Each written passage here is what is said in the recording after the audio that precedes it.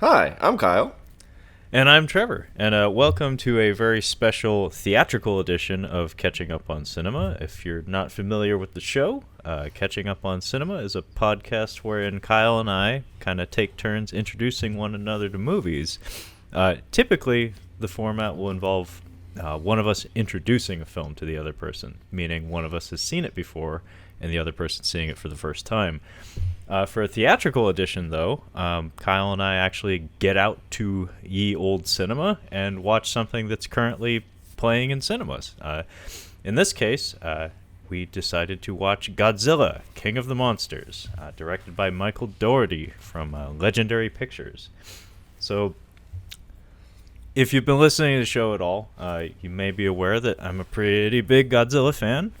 There's a 2.5-hour episode floating around out there wherein Kyle and I talked about both of the American Godzilla films of the time. That would be Godzilla 1998 from Roland Emmerich and Godzilla 2014 from... Is it Garrett Evans or Gareth Edwards? I get those guys mixed up so badly because the one guy did The Raid and the other guy did Godzilla. But either way. Don't know. Yeah.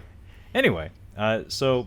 It's funny, the hype train for this movie, I think you jumped on board before I did, which was really shocking.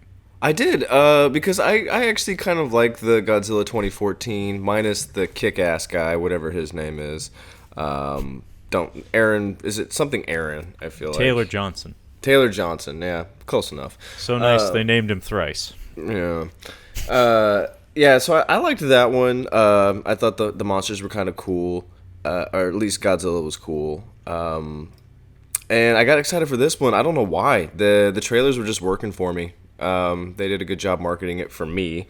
But from what I understand, people were complaining about this movie. Even Steph said to me, she's like, "Oh, you're gonna go see Godzilla?" She's like, "I've heard that movie's just monsters fighting." I'm like, that's kind of what Godzilla's supposed to be. So that's actually a good thing if you're going to Godzilla for that.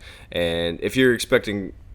I guess if you're not used to the Godzilla format, this might not be the movie for you. Well, actually, it's kind of funny, and it's not fair, actually, from a critical standpoint, from like a critical, analytical standpoint, it's not fucking fair. Because almost every complaint someone can issue about this film can be countered with the fact that, that is actually the Godzilla formula. Yeah. It's like, in my case, I'm a lifelong fan. I've seen all of them. I own almost all of them. I adore Godzilla. He was like, aside from maybe Optimus Prime, maybe like the earliest hero figure in my life. And the sad fact of the matter is, most Godzilla movies aren't that good, and pretty much every sore spot in this film in particular is actually like par for the course for a Godzilla movie. So it's like, if you're bitching about it now, you're not acknowledging, the sins of the past. It's like, you actually have been choking this shit down for decades. You're just refusing to acknowledge that. It's like, no, actually, it's always been that way.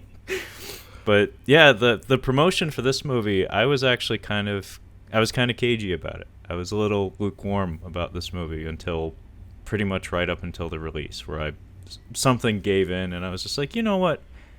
It doesn't have to be a masterpiece. It's Godzilla. Like, I can tap into my inner child. I can enjoy that. And for the most part, I did, which, we'll get to the details of that. But yeah, something about the marketing for this was not doing it for me. Gotcha. I think it was maybe too enigmatic to begin with.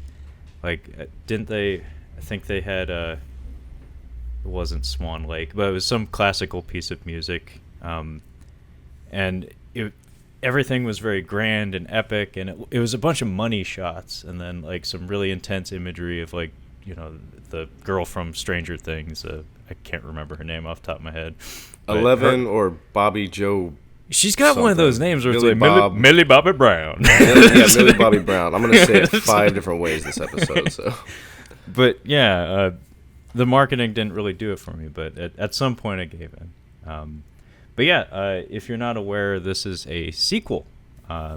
See, Legendary Pictures, who owns the rights to Pacific Rim, King Kong, well, the current film rights anyway. I think there may still be some involvement from Universal, I'm not sure. Traditionally, they owned King Kong. And Godzilla. and all the other creatures therein. So since Godzilla 2014, the big push has been for Legendary Pictures to do something they've dubbed the Monsterverse. So ever since Godzilla 2014, made a shit ton of money, the idea has been, okay, we're going to take King Kong and Godzilla and set them on a collision course with each other. But in the meantime, we're going to have a sequel to Godzilla called Godzilla King of the Monsters, directed by that guy who did Krampus and Trick or Treat. I didn't realize that was the Krampus guy. Yeah, actually, that was kind of a funny thing that you had me watch Krampus, and that was like a test run for me. Just like, can this guy do Godzilla justice? Because I think it was around the time we reviewed Krampus that it was announced he was going to be doing King of the Monsters. But yeah, this is a sequel, and it's meant, I guess, to lay the foundation for the Kong from Kong Skull Island to collide with the Godzilla from Godzilla 2014.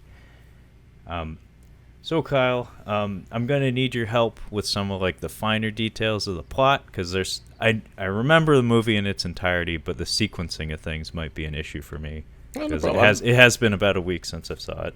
Yeah, that's why I wanted to get this one recorded soon. I saw it last night on a surprise. I bought my tickets for a Wednesday evening at 7:30, and when I bought my tickets like 4 hours before, nobody was in the theater. When I got there, like it filled up surprisingly. So people are still going to see this movie. It still might make its money. It just might not bang it out at the opening weekend. Well, actually, that's what's been funny is everything I've been seeing about the movie is that. Apparently there's cause for concern. It's not doing as well as the studio was hoping. Like you said, it might make its money up later on, down the line, DVD sales maybe, but apparently for reasons that have not been disclosed, Godzilla vs. King Kong has been pushed back a little bit.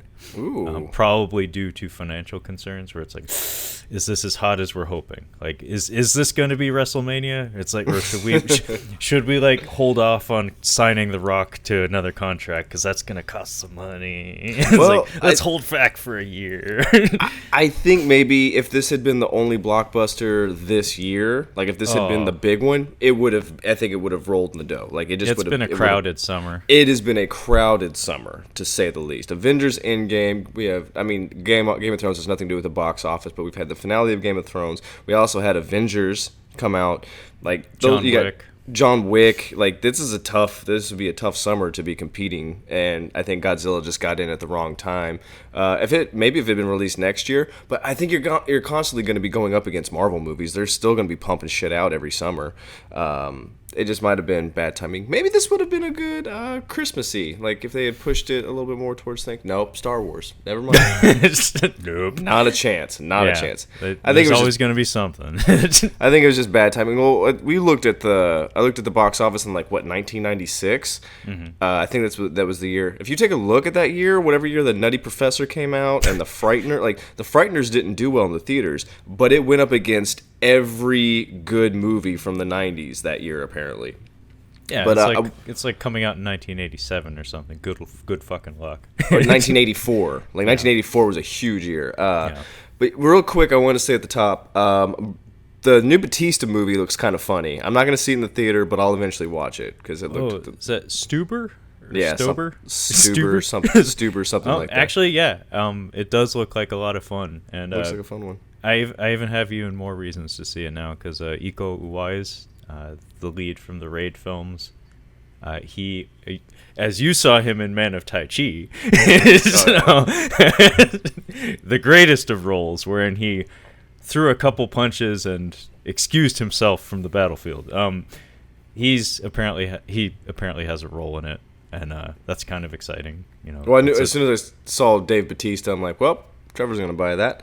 That'll be Blu-ray. Also, I haven't seen. I'm gonna probably watch it after we get finished. I'm gonna watch the It remake because the new It, they got me with that opening scene. I thought it was an M. Night Shyamalan movie at first. Oh, the old lady going whoop, whoop, whoop, whoop. Yeah, I'm like, okay, this is creepy, but I'm afraid they might have put their best one in there. But man, every time I see Jessica Chastain, she's just so pretty. Every time. She just fills the screen. I'm like, wow, just lovely. Well, maybe you should go see Dark Phoenix then. No. So Nah, I'm all right. so I definitely took notes in the theater last night. Some of them I'm gonna have to piece together Okay. because I was writing in the dark, and I felt like the dude next to me was judging me because he was there with a friend, a much older gentleman, and I'm like, I've got my book out. He kind of like looked over like, this guy, what's he taking notes for? What are you doing? What are you doing with those notes? So yeah, I actually have the plot synopsis next to me as well. Like kind of I can try to refer to that. I'm glad somebody has something to reference. So right off the bat, if I remember correctly, this movie, I don't know if the producers were taking notes or if there was like a public backlash to the structure of Godzilla 2014, which I'm going to call back to quite a bit because that movie, the more time passes, like the further we get away from Godzilla 2014, I think the more I appreciate it. I mean, I liked it when I saw it in the theater. I think I like it even more now because largely because of the things it doesn't do. It's a very unique movie, at least in terms of like Godzilla movies for the most part. And I've said it many, many times before. Godzilla 2014 it feels more like a Gamera movie than a Godzilla movie in so many ways. And this movie feels more like a Godzilla movie. But the reason why I mentioned the producers and like public backlash is the fact that one of the most common criticisms of Godzilla 2014 is the fact that he's not in it much. He's not in it this much. And he doesn't appear in earnest until like halfway through the movie, which, again, if you've seen a Godzilla movie, is usually how it's done. Whereas this one, Godzilla King of the Monsters, he's in the first couple shots of the movie. Well, actually, we start off. I mean, you correct me if I'm wrong here, but from what I've seen of Godzilla and Gamera, I've noticed that we actually start with what Godzilla versus Mechagodzilla, which is we do a recap of what happened in the last movie. They do that here somewhat. I mean, it's yes. Yeah, and I as soon as I saw that, I'm like, oh, they're actually going to kind of structure this like a Godzilla movie. We get it's so the Terror of Mechagodzilla movie that you're talking about is kind of an oddity among Godzilla movies. They don't usually start like that? No. Okay. Most of the old Godzilla movies had no continuity. It was just accepted that the first movie happened, and then Godzilla just exists in the world, and whenever bad monsters show up, he just shows up. Because now within the Godzilla, sorry to interrupt you, but within the Godzilla crowd, the niche Godzilla crowd, is Terror of Mechagodzilla considered to be one of the best ones, or is that just your personal preference? I don't know that it's considered one of the best ones. I think it actually made the least money out of all of them. But it came out in 1975 when the Japanese film industry was kind of suffering all around. Like everybody was slashing budgets left and right. To me, it's a special movie because it's like one of the first ones I saw, and forevermore, it's the one I'll probably love the most. Also, it's directed by the original Godzilla director, Ishiro Honda. Okay. So the guy who started the franchise came back, and it was kind of a big deal. But I don't know if it's highly regarded among most fan circles. I'm just saying, like, if I was to explain to somebody who has no concept of Batman, or like they're just getting introduced to Batman movies, and they're like, "Oh, I watched this latest one with Ben Affleck." I'm like, "Okay, well, that's not actually a good Batman movie. If you want to go back, you gotta. I mean, they have the TV show, we have the TV show movie. If I was to show somebody like a Schumacher movie, and they were to do a Batman now, and they start it like a Schumacher, where they do the butt cheeks, the pecs, you know how they do the suit, you know what I'm talking about? Yeah. And like, if they're like, oh, that's interesting, like they're starting it like a Schumacher Batman film. I wasn't sure if there was like the Mechagodzilla was okay. Like, no, I don't think Terror of Mechagodzilla fills that role very well because among the it's called the Showa era. So 1954 to 1975, early Godzilla movies. Among that era of Godzilla films, it's kind of unique in that it's the only one with boobs. Okay. And there's, a couple instances of bloodletting. So it's a little darker, a little bit more intense than some of the other ones. Because like in the 1960s, Godzilla was friend to all children Godzilla. But by 1975, it's like, yeah, let's darken him up a bit.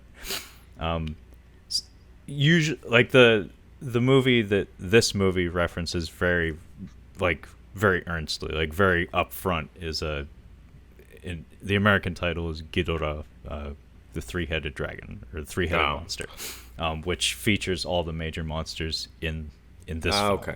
Does that start with a flashback, or does that just bring us into a regular Godzilla? No, most Godzilla movies do not do the Rocky thing and recap what happened before. I wasn't sure if there were more. If there was another one that became a thing in the Heisei era, which is 1989 to 1995, where every single movie from 1989 to 1995, all of those movies had continuity between each other. Okay, interesting. Okay. But yeah, so this movie does, like you said, the recap. So we actually start out in San Francisco, in the wreckage of San Francisco, and it looks like Godzilla's about to take his big spill, which happened at the end of all the fighting in 2014. So it's not quite morning, not quite night. It's like the early hours of the day or something. And it's like bombed out San Francisco. I mean, 3 monsters have just torn the shit out of it. Oh yeah, and a nuclear device probably is about to go off in an hour or so, or in a few minutes here. And I think this is where we see the family. I was calling him Baseball Dad. Kyle Chandler. Yeah, the entire movie I was calling him Baseball Dad because he just seems like ordinary white American guy. I don't like him in this movie. I like him in things. I do not like him in this movie. See, he has that like prototypical or stereotypical just American look about him, and he's not a bad actor. But what was really tickling me the whole time I was watching the movie is the fact that he's in the Peter Jackson King Kong as a phony Hollywood actor type guy. And I kept projecting that onto him. I was like, when's the other shoe going to drop? When are we going to learn that he's like a big puss or something? See, this... well, I was going to say Treat. He feels like a Treat Williams that doesn't have his feet up on the desk. Like, Treat Williams would have been a little too devil may care, but that's who I think could have embodied this role a little bit better, you know? I would have loved to have seen Treat Williams in this role. Like, he would have done it. I would have liked him. He might be a little too old now. He's a little bit older. I think he'd be a bit old for this one, but that's who this guy felt like to me. I'm like, he just feels like a really nice, good guy. But Kyle Chandler in this movie, I just don't feel like I don't know what he's doing. He's kind of a jerk in it for half of the time, and then the other half of the time I'm like, why is everybody listening to him? Like, why is he calling the shots? And everybody, he's the guy that ran off to hang out with the wolves while everybody else was doing their jobs. Military people are all doing their thing. The family, or aside from 11, Vera Farmiga, Kyle Chandler, and Charles Dance, we're gonna discuss because I'll just say at the top, my main problems with this movie. I had a lot of fun watching it. It kept my attention. I didn't check my watch, which is good in a long movie. And my main problem was with some of the character motivations. And I'll say at the top here, I'm not gonna pick apart like this doesn't make any sense. There was a fucking bird in a volcano. We're not gonna be messing with timing in this movie. Thank you, Kyle. Just set that aside. Yeah, you're doing it right. So Kyle Chandler, I didn't know his name. Like I said, I was calling him Baseball Dad the whole time. Yeah. He and Vera Farmiga, I think he was cradling baby Bobby Billy Brown. Billy Brown. Millie Bobby Brown. Yeah. Some other small actress that wasn't. You can just say Stranger Things. That's sure. Fine. He was cradling Stranger Things, who wasn't played by Stranger Things at the time because he's supposed to be younger. Yeah. He's calling out for a boy. Like, I forget the name that he's using, but it's dead kid. Like, He's just dead. Dead kid. Dead kid. Dead kid. He's calling out for his child, and it's pretty obvious. He's probably under Godzilla's foot or something. Yes. And we get like a shot of like not a burning sky, but there's a lot of smoke in the air. It's not a friendly atmosphere, and we like tilt up to see Godzilla like passing by them. Kind of casually. He's like, I didn't do it. It was those other monsters that I'd done killed. But oh no. What was really interesting about this is like from minute one, it's like, I know what you're doing. So this is a familiar thing in these kinds of movies, but funny enough, not a thing that's terribly familiar to Godzilla movies. Like the Ahab and Moby Dick kind of relationship with the monster. See, Godzilla, and funny enough, Terror of Mechagodzilla, like, they had that situation where Dr. Mafune had his daughter, and they had this they had a monster under their control. So that's something that will enter into the picture later. But in the Godzilla 1989, Godzilla vs. Biollante, there was a character who was killed, and he was the most likable character. Like, I liked him, even as a kid. I was like, I just like this guy. And by the time we get to 1994, they actually did a callback to that, where a character was introduced who was friendly with that guy and was pursuing Godzilla actively, like trying to hunt him down and kill him in like a Moby Dick kind of way. And to my knowledge, that's one of the only instances that's ever happened in a Godzilla movie, where there was a character who had some sort of like vengeance in their heart and was chasing this monster. Gamera, though, Gamera 3 actually has this opening where there's a little girl, and the opening is shot in black and white, and they splice in footage from the Gamera movie that you saw, the 1995 one, or 96 or whatever.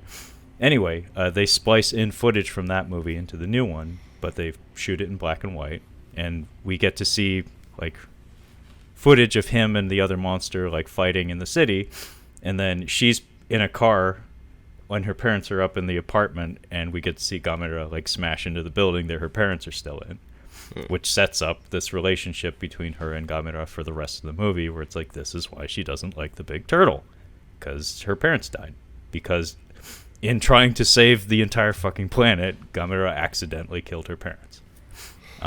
So it sets up this relationship that's very, very, very similar to the one that I presumed Vera Farmiga was going to have with Godzilla, but it takes a turn that makes no goddamn sense.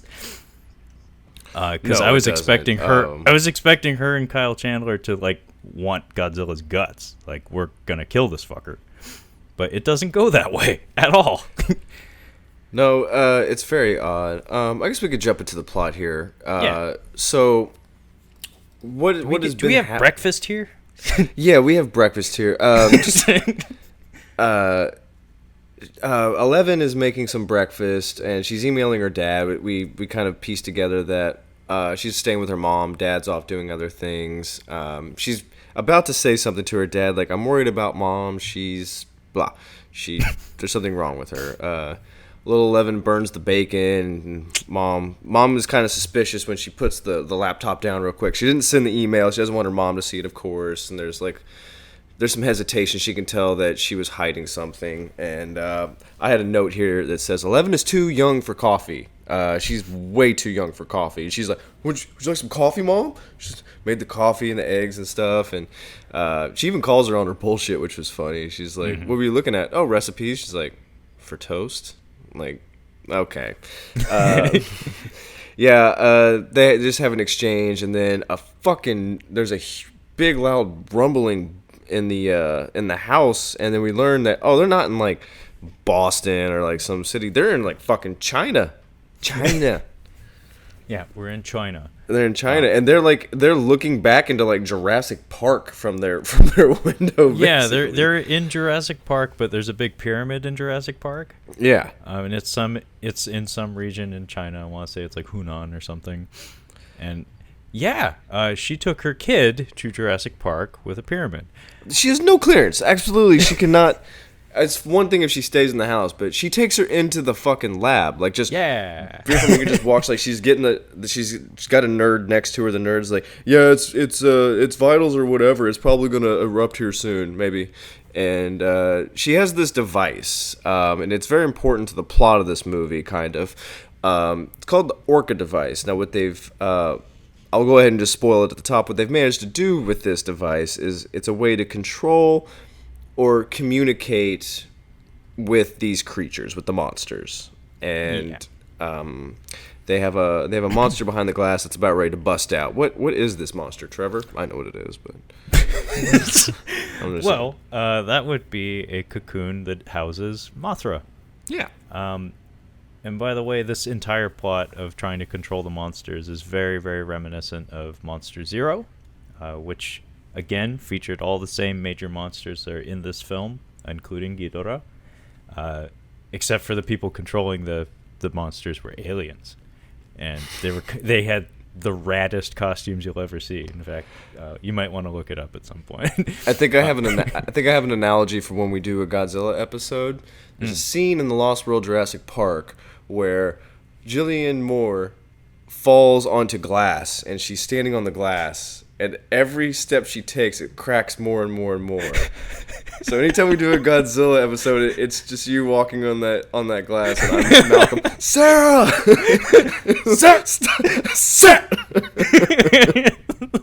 Sarah! Like, quit moving on the glass. Sarah Harding! Sarah Harding! How many Sarahs do you think are on this island? I have to say, I want to be the nerd. I want to be the nerd in the room with the computer monitoring this stuff. Because this whole movie, and I think this is the reason why I like watching the 1998 Godzilla, is because there's just people in a room trying to monitor and figure stuff out. I'm like, I fucking love that. It looks like so much fun. Stressful, but fun. No, I mean, that's like part of the secret genius of like small things and like the Avengers when Robert Downey Jr. points at the guy and says, that man is playing Galaga. Because honestly, it's like, you can't all be that busy. It's like, actually, how many Bourne movies have you seen? I've seen 0. Okay, well, if you ever get around to watching them, like, try to project your empathy onto the people doing those jobs.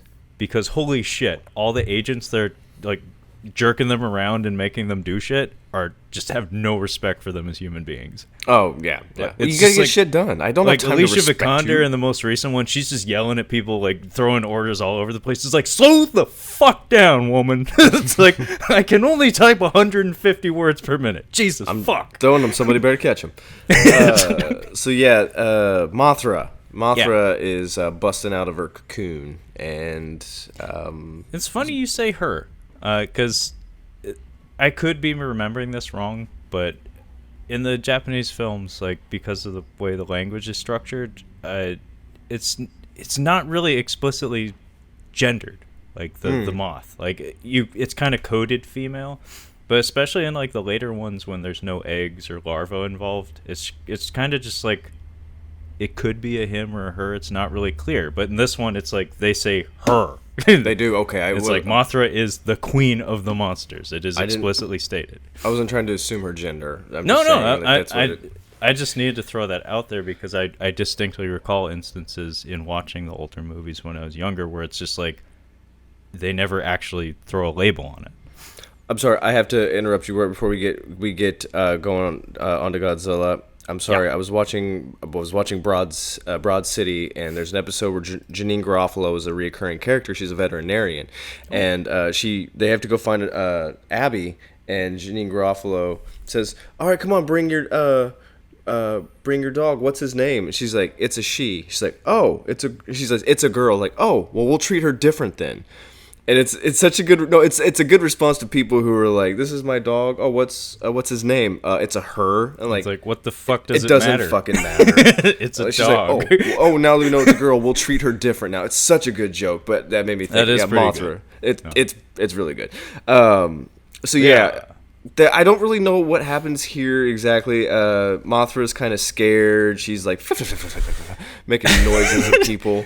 Well, This entire scene, actually, from the first moment we walk into the lab. So when Science Man is yelling at Vera Farmiga, like throwing statistics at her and saying, "Oh, its activity's through the roof," like from that instant forward. Well, actually, maybe even before that, if I remember right, when we're having breakfast, there was like news reports or something, just exposition dump, like explaining to the audience that since Godzilla 2014, monster activity has been just going through the roof. Like monsters are invading the Earth, basically, from within. Or they're locating them. Yeah, that was a really important detail to throw out there, that this is the environment we live in now, is that monsters are real and everybody lives in fear of them. Correct. But yeah, from the minute we get to the lab, I sensed the stylistic difference that we were going to get with this movie. Because Godzilla 2014 is a very subdued, very measured, almost like artsy film in a lot of ways. This one, and a lot of the shots and the lighting and especially the color palette are very carefully considered, and like it's kind of actually admirable, like how much attention and detail was put into the human scenes in Godzilla 2014. Like they gave a shit about making every shot look good. This one, the human scenes are kind of lazy. Yeah, they're rushed. Yeah, and this one is like, oh, that's what we're doing.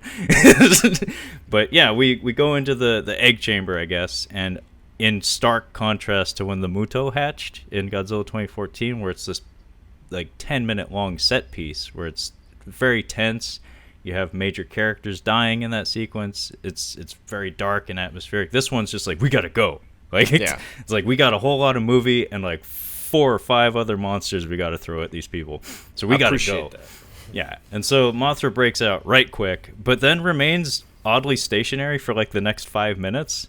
It just kind of like thrashes in place. It feels like a video game boss where it's like shackled to the floor, where it's like not, it's just kind of wiggling. It's just like remaining perfectly still, but it's like upper half is wiggling. Yeah. But yeah, they do some interesting stuff where, well, I don't know if it's interesting or lazy, but it looks nice. Color coding, they do some Ninja Turtle shit in this movie where every monster is color coded. So this would be the Leonardo, I guess, of the monsters, because Mothra is very aqua, like very blue-green. Very much, yeah. And yeah, Mothra turns red when she's agitated. There's a bunch of guys standing on like a gantry surrounding her, and they have like tasers, and she starts puking up her silk or her cocoon material. That's tradition. Mothra always does that. That's like her one weapon when she's in a larva. That and biting Godzilla's tail. But when she calms down, which happens because mom and daughter team up to turn on the device or something. Yeah, Vera Farmiga runs directly in front of Mothra into harm's way and turns on the device. It doesn't quite work until Millie Bobby Brown runs out there and like slaps it or something and makes it work right. And then Mothra turns a calm, soothing blue-green. Yeah, and we get the trailer shot of Millie Bobby Brown. Like one of them. She's in several trailer shots. That's actually one thing that started to irritate me about this movie is there are too many trailer shots. I don't know how many instances we get of pick your monster stretching out their wings with like dramatic backlighting. Like I don't know how many times we got that exact same shot, but it looks cool every time, but not when it's all in the same movie. Anyway, Millie Bobby Brown pets Mothra, and then where do we go from there, Kyle? As they're doing this, this is when I was engaged with. I'm like, okay, cool. Boom, boom, boom, boom, boom. Fucking mercenaries just come in there and start killing these nerds. I mean, they're fucking boom, boom. And in comes, I didn't even know he was going to be in the movie, so I definitely perked up. Charles, I Just Shot a Man dance, and he comes up, there's one nerd left, and he comes up and pops him in the back of the head, breaks the glass, and he literally could have just been, hello, I've just shot a man. He and could have done it. I don't even care. Is anybody gonna call the police? So yeah, he just shoots, and I'm like, what the fuck is this about? Like, what's Charles Dance doing here? And then we just cut away, I believe. We cut away to Kyle Chandler. Yeah, he's doing some... He's wolfing. Yeah, he's wolfing. He's photographing some wolves who are eating some sort of carcass, and he's like jizzing his pants. Seriously, he is beating it. Yeah, he is beating off to the sounds of these wolves eating. And then we get the John Rambo moment. Yep. Where like a VTOL, like a Osprey type thing, drops in front of him. You can tell how serious shit is by how big the helicopter is, and when this one comes into frame, you're like, "Oh, this is serious. This is really bad." If a fucking news copter comes in, I'm like, "What the fuck is this about?" They're just probably out of gas or something. But this thing is like, this lands on carriers. This is a big deal. Like, so yeah, they come in and they explain to him in the field. That his ex-wife and daughter, well, they might be separated. His wife and daughter have been taken by a villain, and they don't know where they're at. They have no idea where they could possibly be. And we get he goes with them like, we need you to help us find them. You're the only one that knows about the orca machine that she has, the orca thing. So he's like, all right, fine, I'll come with you. One question: why is he whispering at the bookends of this movie? In the first part of this movie, he's just whisper talking, not talking in a soft voice. He's literally just talking. He whispers for quite a while in this movie. Then he starts to talk throughout the rest of the movie, and then he ends the movie whispering again. It was driving me nuts. I even read like, why is he whispering? It's not talking soft, whispering. It's driving me nuts. Blew out his lungs, or maybe he blew out his throat halfway into production. They're like, well, I guess we got to film around it because we got to get this shit done. So, I guess it's a group of eco-terrorists that have taken them. He's reluctant, but his hatred for Godzilla after his son Andrew was killed during the 2014. Yeah. So he gets to the group of people. Who's the Japanese actor? Ken Watanabe. Ken Watanabe. I should know that one. That one's easy. He's there. I'm sorry.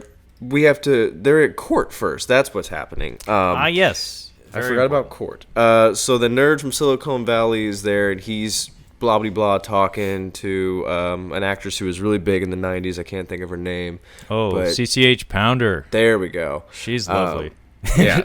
And we've got Ken Watanabe, and then the lady from The Shape of Water. And from what I understand of that movie, I could see, when I saw her face, I'm like, oh, it's the lady from Shape of Water. I'm like, it makes sense. I could see her hooking up with a fish man of some kind. That makes sense. I think that's Vivian. No, what the fuck is her name? Anyway, she was in Godzilla 2014. Correct. And she had a much larger role in that. Actually. She did. So did Ken Watanabe. I mean, I guess his is still pretty big in this. Sally Hawkins is her name. So, yes, Sally. I remember Sadie Hawkins. I'm like, Sally Hawkins, like the dance, Sadie Hawkins. So yeah, they're basically it sounds like the U.S. government is trying to take control of of Monarch basically, and hand it over to the military, and they don't want to, but some shit pops off and they have to leave, which basically means that Monarch is going to be somewhat answering to the military, which they don't explicitly say in this movie that I could remember, but that seems to be what's happening, is that Monarch are working with the military now. Yeah, like you said, it's never explicitly stated, but they have military people under their command that operate within them. So maybe they're their own branch or something. But yeah. But Monarch was introduced in Godzilla 2014 and also teased at the end of Kong Skull Island, and actually it's teased throughout Kong Skull Island. So the idea is this organization was founded around the time we were doing atomic bomb tests, because that was around the time we discovered Godzilla's presence on the Earth. Basically, they're in Godzilla, they actually had an organization called G-Force. It's essentially that.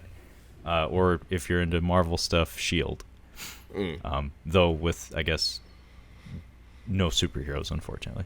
Monarch is a badass name. I like Monarch. It is. It's a good logo, too. Good design. Yeah, really good. That's what I was thinking. Man, they've locked into a good brand here. Dr. Ken, not that Dr. Ken, but Dr. Ken. Yeah. Actually, his character is Dr. Serizawa. I'll go with Ken. Is from the original Godzilla. It's kind of, I think he actually bears the same name as the character from the original Godzilla, and there's some other parallels to the original film that pop up in this movie, specifically involving him. But he and Sally Hawkins, they take off early because somebody whispers in their ear, which is always a cool way to leave a room, by the way. Yeah. And they leave. I don't know who he is either, but you said, what show is he from? Silicon Valley. He's the nerd from Silicon Valley. Yeah. He's a big deal.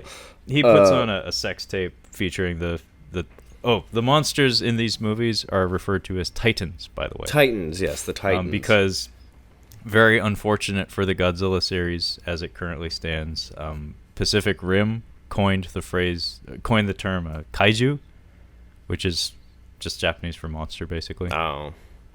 So for whatever reason, Legendary decided we're not going to merge Pacific Rim and Godzilla. Why? So now we'll call our monsters Titans while they call theirs kaiju. It probably should be flipped, but whatever. Yeah, they bring Kyle Chandler in there, and he does not like. He wants to help, but he doesn't want to. He doesn't want to go with their plan. So apparently, what's happening with Monarch is they've been keeping it secret that there are monsters all over the world, and they're all in hibernation. And it appears as though one of them is waking up. Like some of them are starting to kind of wake up, and that's why Mothra is coming up. Yeah. And he's like, it's not just these two. He's like, we have a whole bunch all over the world that are hibernating, and we're trying 17. to keep. He's like, we're trying to keep it. Yeah, 17. We're trying to keep it under wraps, and they're explaining everything to Kyle Chandler. He's like, we need to fucking kill them all. This is awful. We gotta kill them. This is fucking stupid. And they're like, no. We don't really want to do that. But well, there's a concept that's introduced here that don't quite knock it out of the park. It's still kind of hazy to me, but the idea here is that there's a philosophical difference between multiple parties featured in this movie, where Dr. Ken feels that we need to come to harmony with the things. Like these titans, they're going to exist no matter what we do. We have to adapt the way we live around them. Exactly. Whereas Kyle Chandler and some of the other folks, especially, of course, the evil Representative government America, yeah. They feel, no, we got to kill them all. This is a threat to our way of life. We have to kill it. Yeah. So, like, right up front, that theme is introduced, and it carries over throughout the rest of the film. And then I guess the point of view of Charles Dance, the eco-terrorist, is that, well, we'll get to that, sorry. So what they do is they're gonna try to probably, like, she was kidnapped by these eco-terrorists. They're most likely gonna try to let out one of these things is what they're probably gonna do. And they're like, we'll just have to wait and find until they break into a facility, and they break into Antarctica. Mm-hmm. And that's really where our movie starts. As we get to Antarctica, we learn some stuff about our characters. I have written down here King Kong. Like they're just he's featured on some monitors in the background, but that's the extent of it. No, yeah, they're just giving you little bits. They're like, oh, by the way, Kong's coming. Yeah. Kong's the next movie. Just remember. Do you remember I'm sorry, I'm not sure when it was, but I just had to write it down. The bear suit thing is fucking weird. Did you remember that video where he's like up there in a bear costume with his kids, and they're in bears, like, we gotta go attack bomb on our bear. Yeah, that was one of those things that actually made me think of Ant-Man of all fucking things. Like, really? Like, how often does one think about Ant-Man?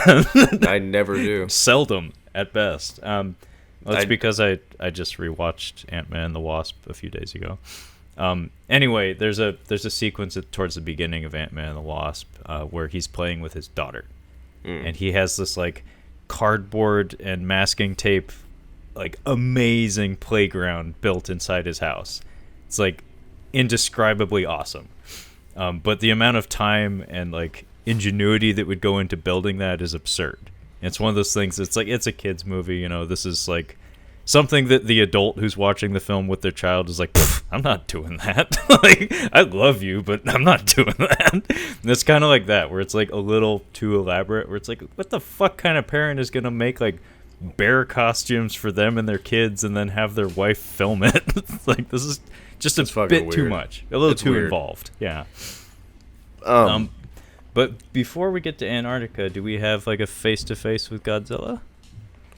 I think we do, maybe. The sequencing is the big hiccup for me. So we do get Godzilla, kinda. So they're in a crazy the amount of money that's going into these facilities in this movie, holy shit. Because we have, this is an underwater super facility. Like, this isn't the Abyss, where it's, like, still a multi-billion-dollar facility. This is trillions down this underwater facility, because they have a giant deep blue sea glass window peering out, way bigger than that one, peering out, and they're like, Godzilla's coming in on us, and like we can feel it, like we can tell his heart rate. They're monitoring his heart rate, and they're like, he's getting closer, and like he's like, open up the doors, let him know we're not a threat. And then Zhang Zi was like, I don't think he was referring to us. Like, I think he's picking up on another predator. So there seems to be something in the air, something going on that Godzilla's like,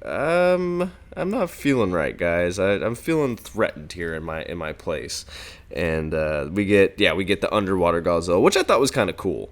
It's not something that you get to see all the time. Underwater Godzilla has always been fun in the old movies because it's usually pretty obvious that there is no water involved in these scenes. But we're just gonna make the already slow moving costume like put it into even slower motion.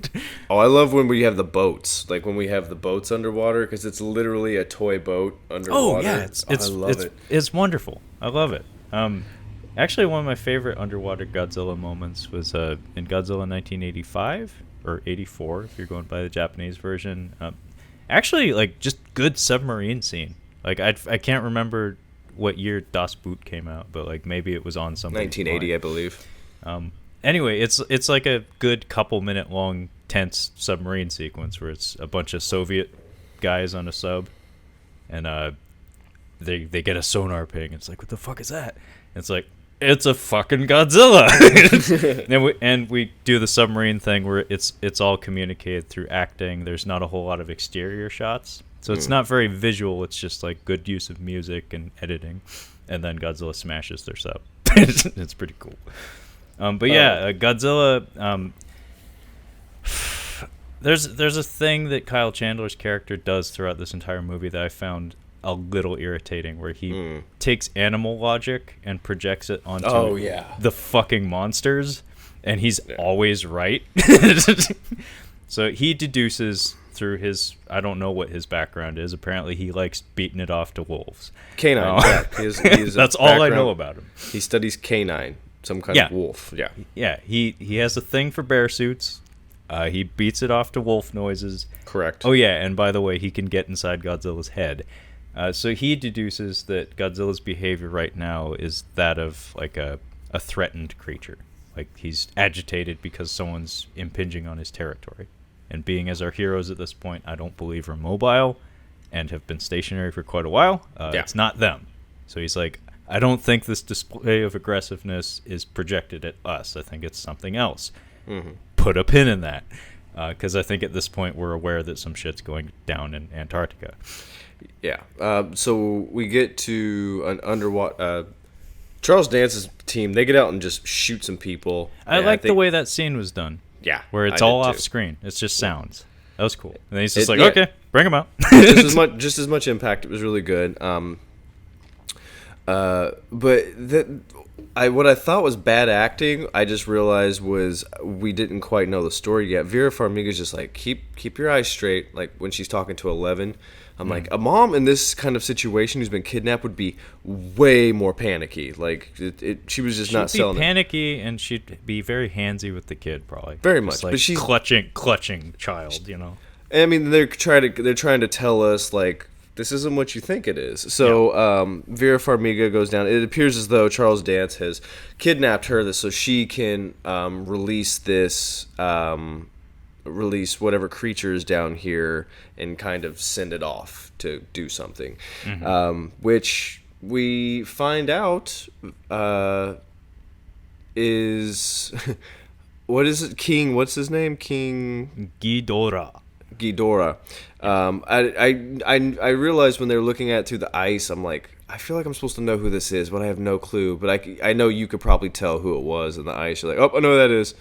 Oh, yeah, no. Yeah, I mean, even from totally the marketing, it's like, duh. like I didn't who's know good? Who it was. Of all the monsters that were advertised for this movie, it's like, duh. I wonder which one's going to be the big bad. Maybe the one with the 3 fucking heads. 3 heads. I didn't even know there was one with 3 heads in this movie. I didn't realize there's going to be so many creatures in this one. I mean, so much of marketing films these days is about spectacle. And if you look at the pantheon of Godzilla monsters, who offers the most opportunity for spectacle? Obviously, the 3-headed dragon. Mm-hmm. I mean, for fuck's sake, it's either that or the moth. So we get something that drives me nuts in movies. It drove me nuts in the 2014 Military 101. So we have some people inside the like the ship. They have a huge ship in this movie, I mean, Marvel movies, it's like a helicarrier. It's basically a helicarrier, but it's shaped like a flying wing. Eric from Billy Madison is in here. He's Yes! the nerd. Yes, he is. His jokes, like, I wanted to like him so much in this movie, but his jokes just were not hitting. Like, he's just not hitting his mark. Yeah, he does the thing that the Marvel movies have kind of popularized in recent years, that it's a little grating at times. And what this thing is, I don't have a name for it yet. But basically what you do is you ad-lib lines that acknowledge the absurdity of the situation. Mm-hmm. So like in Marvel movies all the time, something absolutely ridiculous happens, and then somebody will just kind of like deadpan, like, oh, well, blah, blah, blah, blah. Obviously we're going to do this and this and this and this. I'm going to dub it meta-sarcastic. He's being meta-sarcastic. So he provides that commentary where every time someone says something utterly ridiculous or something utterly ridiculous happens, he just says what everyone's thinking. Yeah. And usually it's enough to get a snicker, but very seldom like a genuine, He's more or less the guy that generally says the title of the movie. It's like Godzilla's King of the Monsters. Exactly. So yeah, we have a bunch of people behind computers, and they're about to fire on somebody. Like, they're going to fire on, I don't know what they're going to shoot at, but they're about to shoot at something, and they have to stand down. But these same guys that are in chairs, like on computers and stuff like that, I think one is Ice Cube's son. I swear to God, it's Ice Cube's son. It is. They have guns later, and they are going through this facility. There are generally two types of jobs in the military. There are standing jobs, which include running with guns. That's a standing job. And then there are chair jobs. Chair jobs and standing jobs don't overlap very often. And especially if the standing job involves a gun. If you have a standing job with a gun, you in no way have a sitting job. So that is not happening. It's amazing, actually, because as absurd as the resources are that Monarch has at its command, because holy shit, they throw battalions out there, just like bodies. They just throw bodies at shit like repeatedly in this film. Yeah.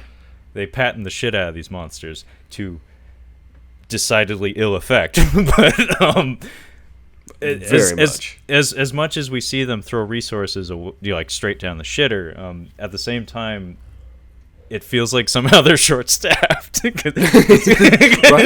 Because like you said, like even when we go on like science expeditions and stuff, you'll notice it's always the same like 5 scientists. Yeah. It's like, how did they get there? It's like, oh, well, they teleport. In fact, I actually thought it was really cute that they acknowledge teleportation in this film. They do. They absolutely do. Which is kind of fun. Yeah. Bradley Whitford, the fella from Billy Madison, he throws it out there very early in the film, this concept of like hollow earth or something. Yeah. And so it's like a theory he has where it's like, oh, that's how Godzilla pops up in different parts of the world so quickly. It's like he's using some sort of tunnel network inside the Earth's core or something. And it's just thrown out there as like a line, but then it's like, oh, wait, hang on a sec, this might actually come into effect. So yeah, we end up getting, I mean, they try to get into the facility. Charles Dance's men kind of shoot at them, and we end up getting they aliens them. Yeah, they do. Like the set here, it reminded me of the first Thor movie, where like everything's kind of, it has like white tunnels where it looks like a CDC location or something. I was thinking Alien Resurrection, the Alien Resurrection. But they Alien 3. They straight up aliens these people, because these just random arms reach through the walls and yank people through the wall and never to be seen again. It's like they just disappear into the walls. It was so bizarre. It's like, it's almost as if this director does horror. So they end up getting to a standoff where Kyle Chandler has gotten a gun, and he's cut off Charles Dance, and he's like, listen, I need you to give me back my mom, or my wife and daughter. And Eleven is like super excited to see him. She's like, Dad? She's walking over, and Vera Farmiga's not moving. And Vera Farmiga like says to her, hey, no, you don't need to go over to him. She doesn't do that. She says, Indiana. Indiana. She comes back, and much to our shock, we're like, why is she going back? Like, what's the fucking deal? And that's when I realized, I'm like, oh no, Vera Farmiga's evil. This is so fucking nuts. She pulls the trigger on to like get this monster out while her kid's there. Yeah. Okay, we didn't paint you guys a picture. We have a borderline skyscraper of a monster An filling ice up mountain. in an under just completely covered with, I'd say, 20 to 30 feet of ice. I'm not 20 to 30 feet, but maybe like I'd say 15 feet of ice in between. Thick. It is super thick, and they have bombs basically strapped all around it to break off the ice so it can get out. They are directly underneath all the ice with her child, and she sets it off. I'm like, why would you fucking do that? You're all gonna die. You all are gonna die. You're gonna get buried in ice. Yeah. I thought it was an odd move for the movie. Well, it put a weird thought in my head that made me think of many other movies, because the way Millie Bobby Brown reacted Millie Bobby to... Brown? I don't know her actual name, but that's how I'm saying it because it's fun. I think that's right. Yeah, Millie Bobby Brown. Millie Bobby Brown. When her mom calls to her, and like very softly, and she like kind of slinks back towards her. Yeah. She says, Millie Bobby Brown. Just like that. Yeah. Just like that. When she does that, like it made me think, like, did she brainwash her, or is she a robot, or is she a clone? Because she apparently has, like, I don't know what her deal is in Stranger Things, but she's used to being a weird kid. Yeah. So I mean, that would explain why you would cast her, other than the brand recognition, because people know her. Millie Bobby Brown.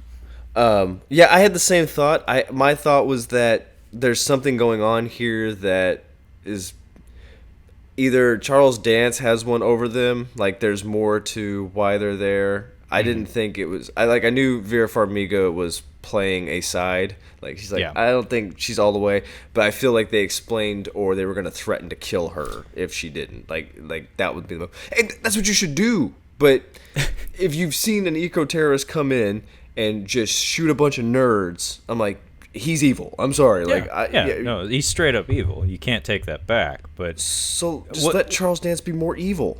What was funny though is that, I mean, you mentioned early on in this recording that Terror of Mechagodzilla.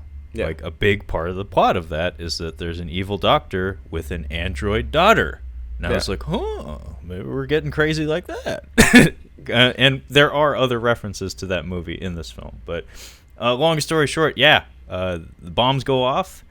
There's a big escape sequence that turns into a gigantic escape sequence. The editing here gets out of control. It's a little like in the theater when it's loud, it's like, oh shit.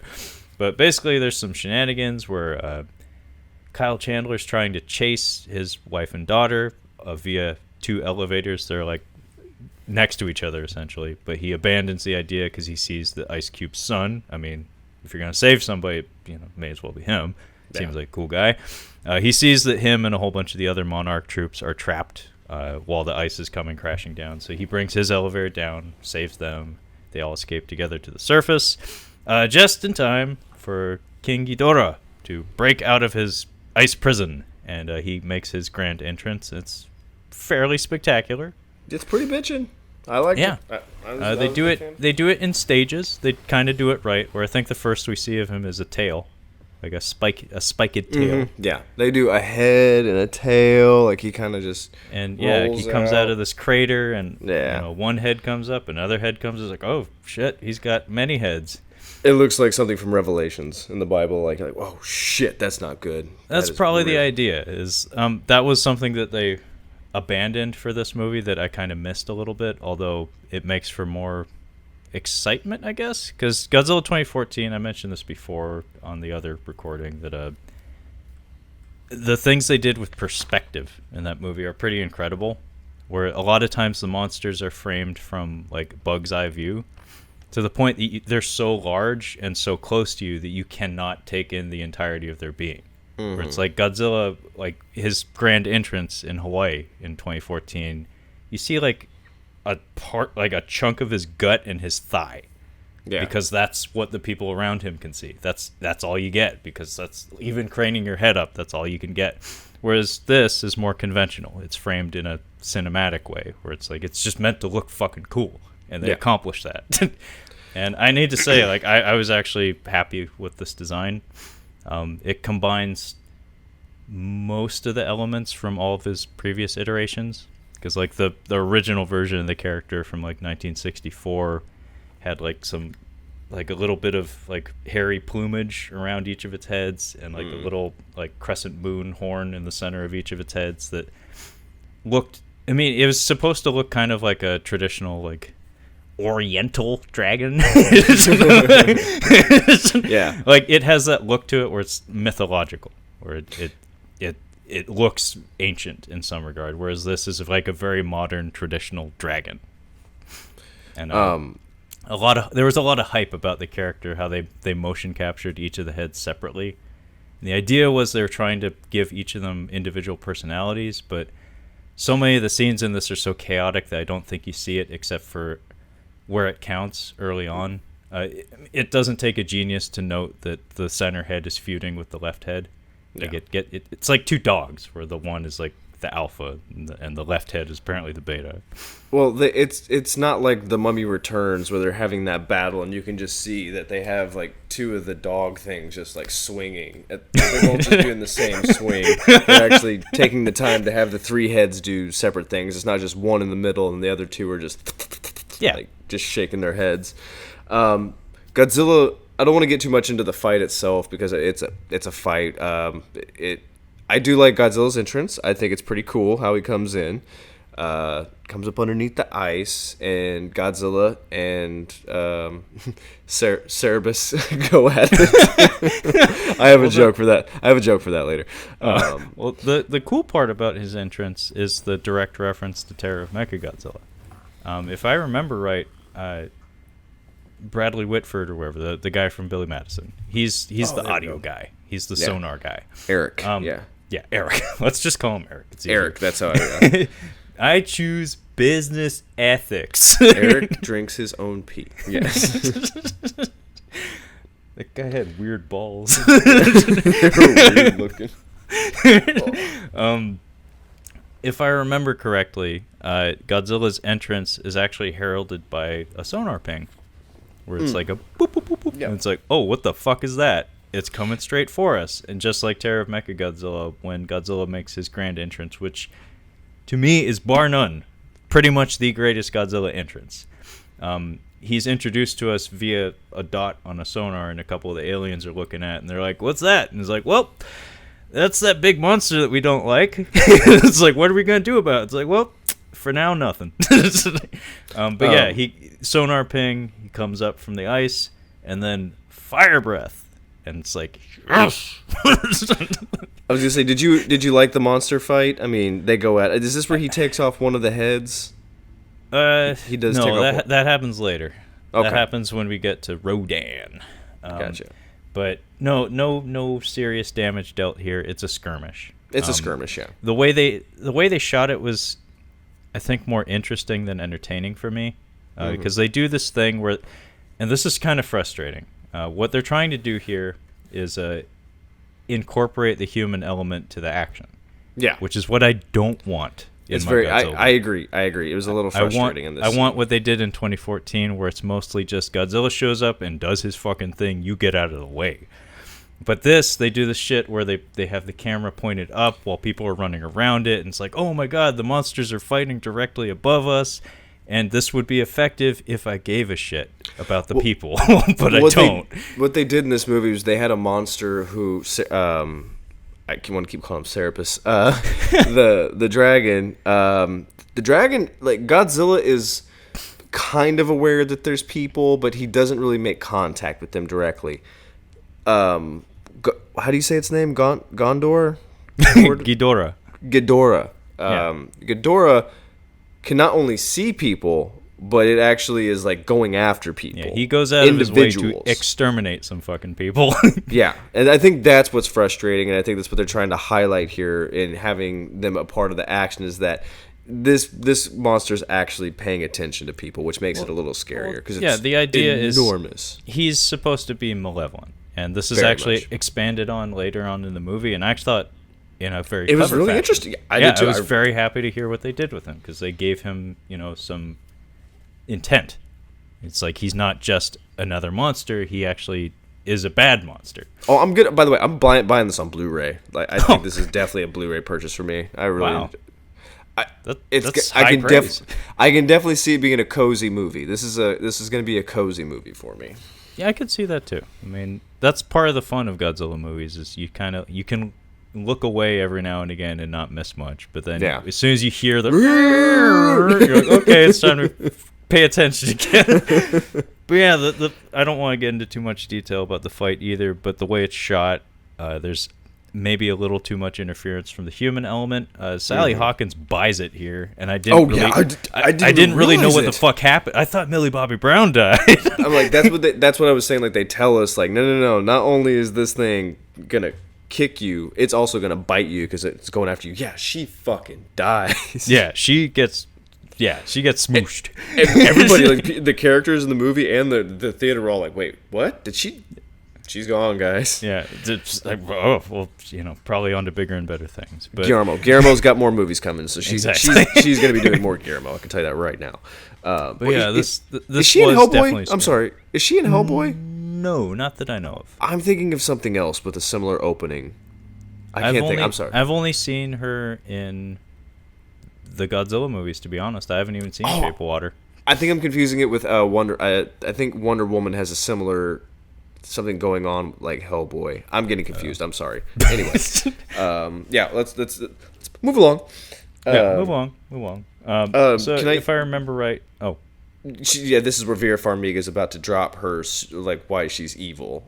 So last point I wanted to make about how this fight was shot is I just wanted to lay it out there that decidedly different from how Godzilla 2014 was presented to us stylistically, where it's like, I don't know, the human characters are actually intended to matter in this film.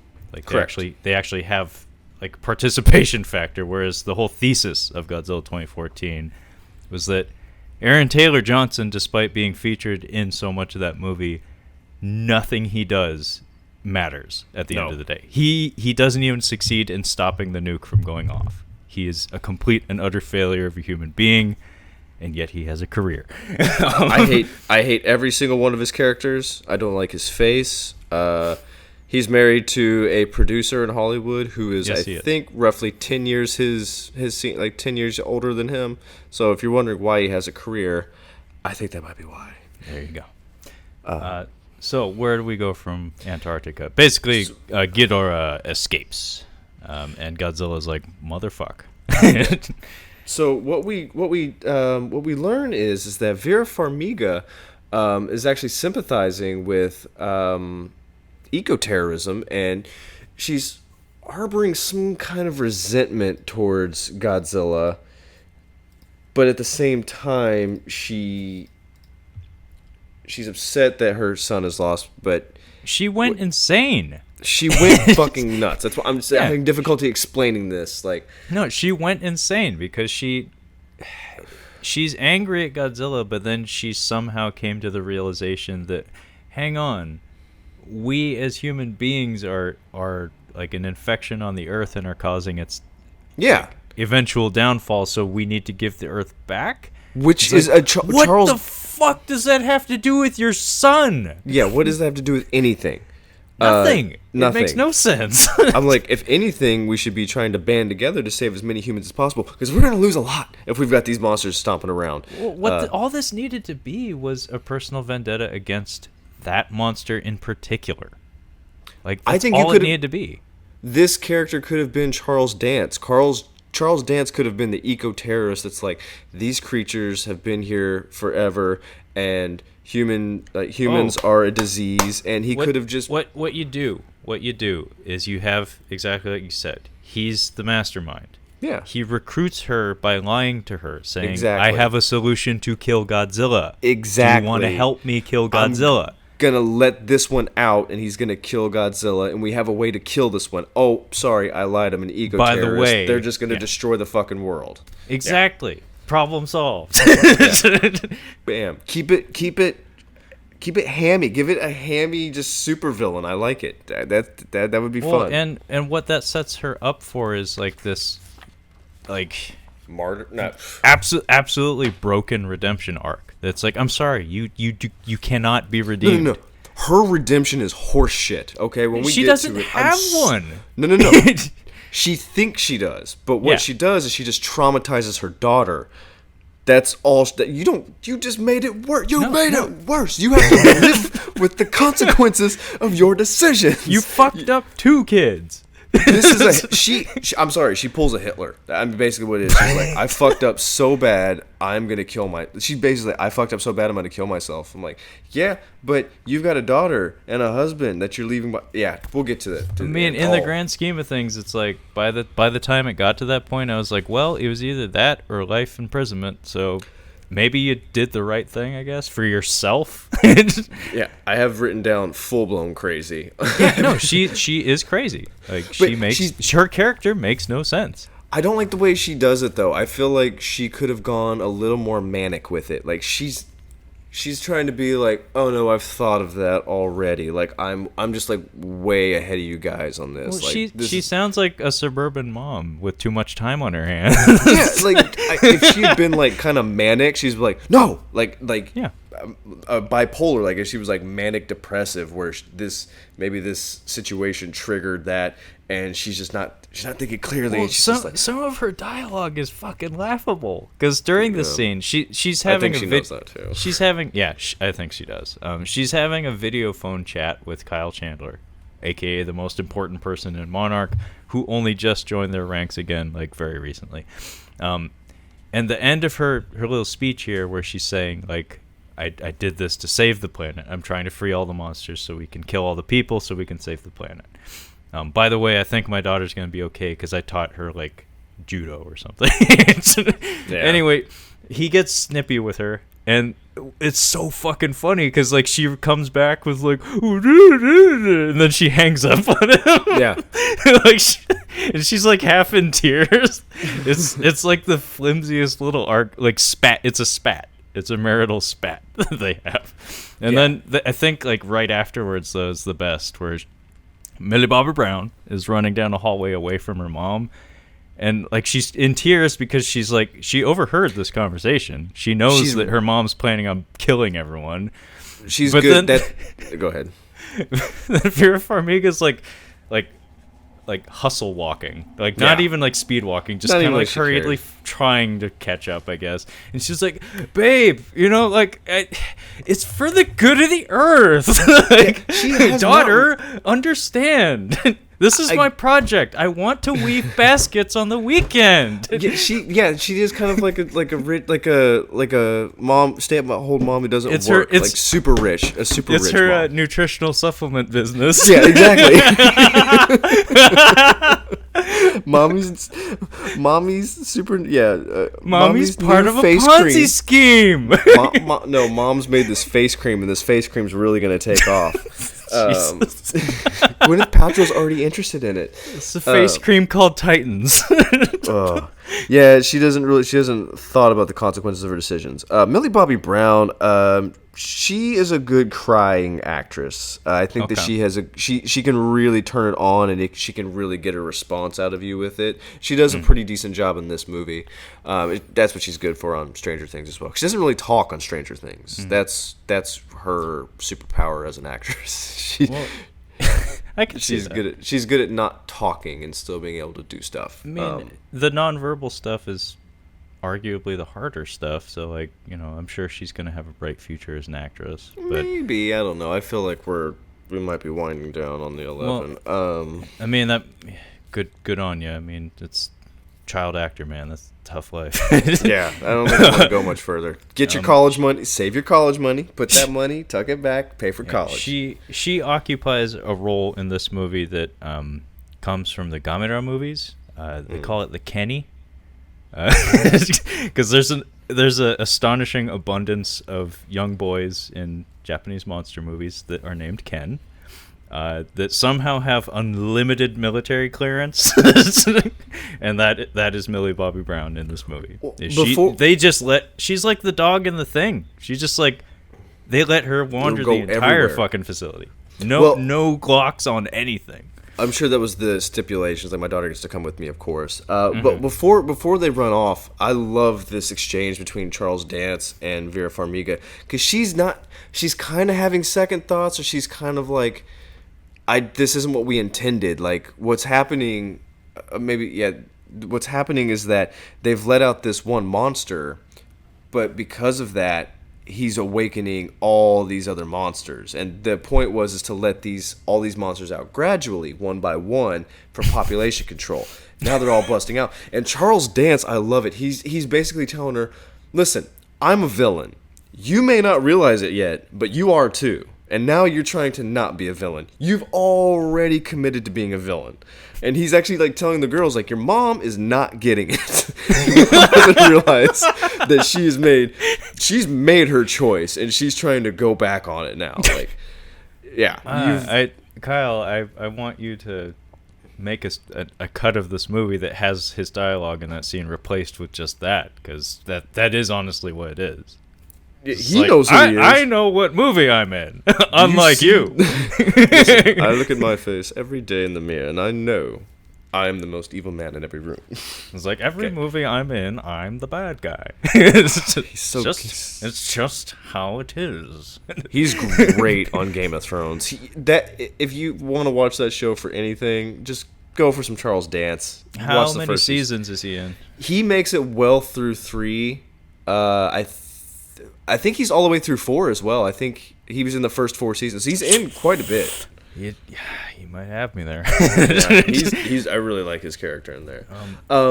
So are we in Mexico now? Yeah. So I think we're just about. Yes, we are in Mexico, and we're in the same spot where we saw Spectre. It's crazy. Spectre has just as many changes in scenery as far as countries go, but in this movie, it actually is warranted. And it's actually it's also CGI changes of location, by the way. So we go to Mexico, and this one kind of threw me off, but apparently this Rodan. Roseanne. No, is that the three-headed dragon? No, Ghidorah. Ghidorah is waking up all these motherfuckers, and the motherfucker. By the way, he has a portable storm front that comes directly out his ass, which is kind of bitchin'. It took me a little bit to realize that, but it's pretty fucking cool. It's pretty fucking cool, but towards the end of the movie, I was getting irritated with it. I get you. It was like, okay, you're just using this to not so you can get away with not having to see everything. Fine. Exactly. But we'll get there. It's still cool. It's a cool idea, but they've put. I thought they just had it in a hole, but I think they had this fella, Rodan, in a fucking volcano. Just inside a volcano. Yeah. I would be fucking furious if I ran. Yeah. It's pretty fucking cool. And I was gonna say, what did you think of this creature? Because this one was. I wish they would have given this creature a bit more to do, because if you think about birds are really interesting as a villain. I'm trying to think of it might have been like A Bug's Life or something, but when you get a giant bird, the way they move is actually pretty fucking scary. How quick they are. Yeah, birds are awful creatures, and they have those glassy eyes, and they have that herky-jerky style of moving. There's a reason velociraptors are unnerving. It's because they move like fucking birds. For me personally, Rodan. Funny trivia moment for me and me alone. Well, me and my dad. The Nutty Professor, the Eddie Murphy one. Oh. There's a scene. I think it's when we're introduced to the Clumps. There's a scene where Papa Clump is off screen. And he's yelling at his wife to keep it down because he's trying to watch TV. But the way he says it, I'm trying to watch Roseanne. When I was a kid, me and my dad both thought he said Rodan. Just like, God damn, the Clumps are awesome.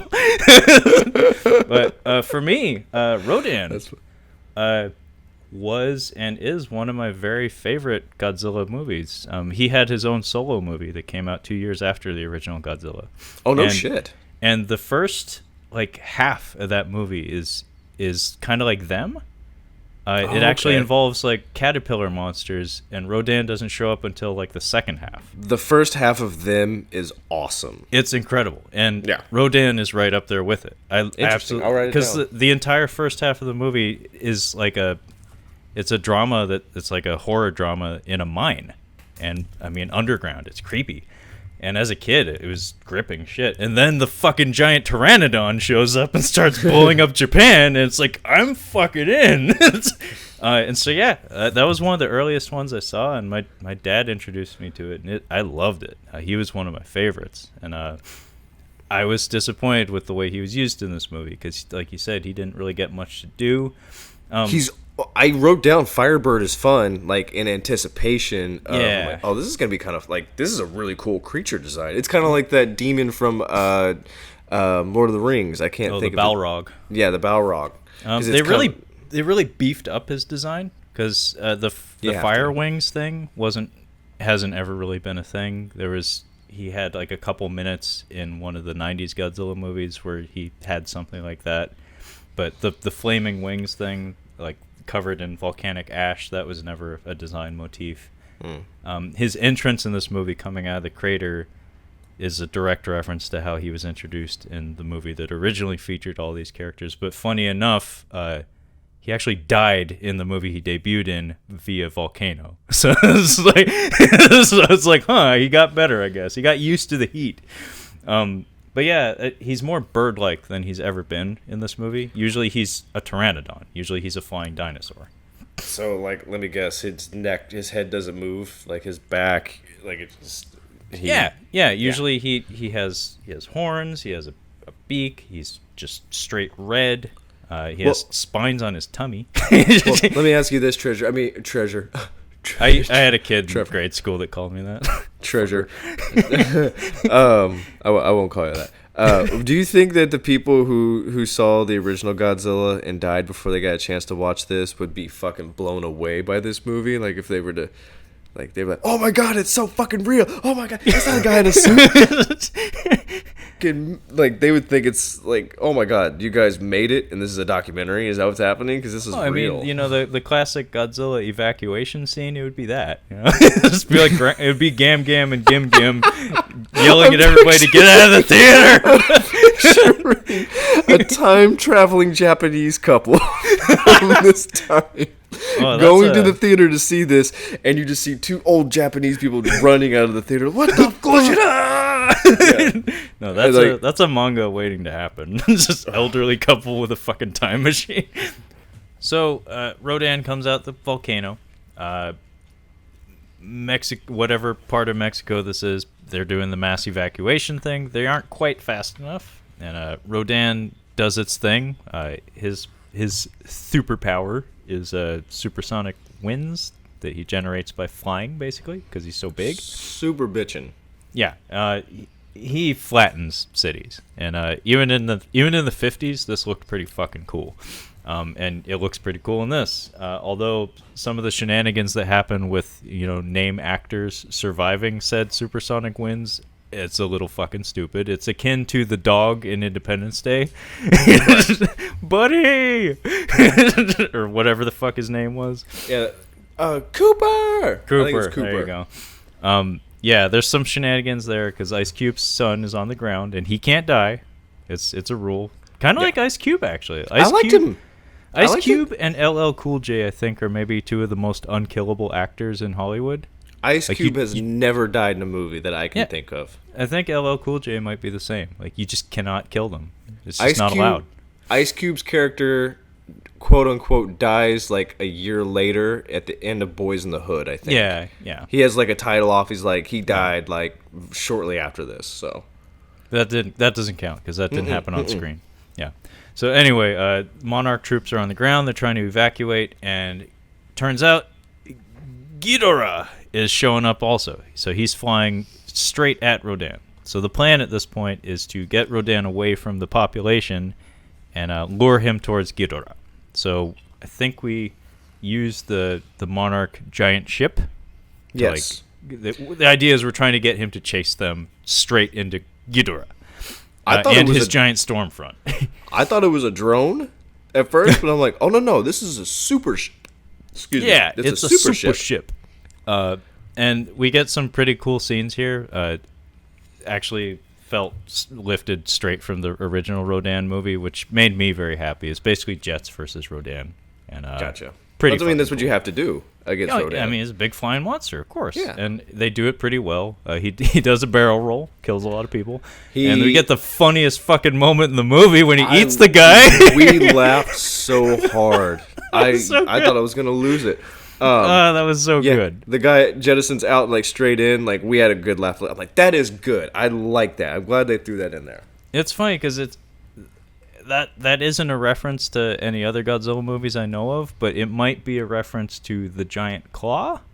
Which, have you heard of this movie, Kyle? Mm-mm.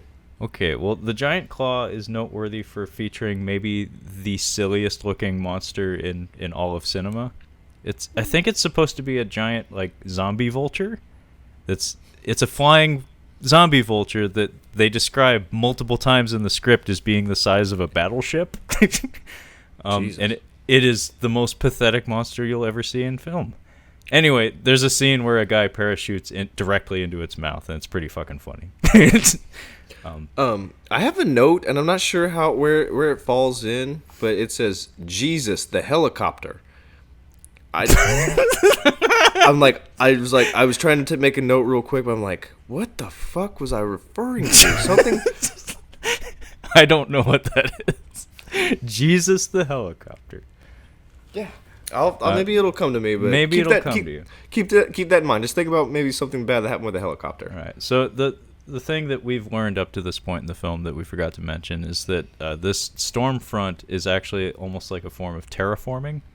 So the idea is like the three-headed dragon is spreading a storm across the planet that's just going to wipe everything out.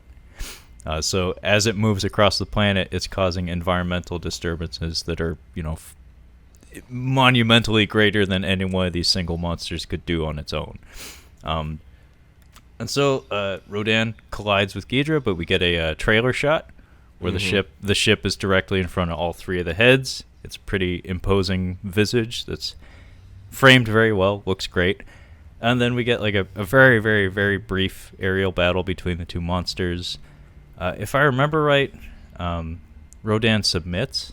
What they do is they fire on Rodan to get his attention, to get him over to they're calling him Monster Zero, I believe. Yes, that's a reference to, like I said, an older movie. Anyway, they call him Monster Zero, but when he gets there, he submits, but then Godzilla fucking pops up out of nowhere. Yeah, he does that every time he shows up in this movie.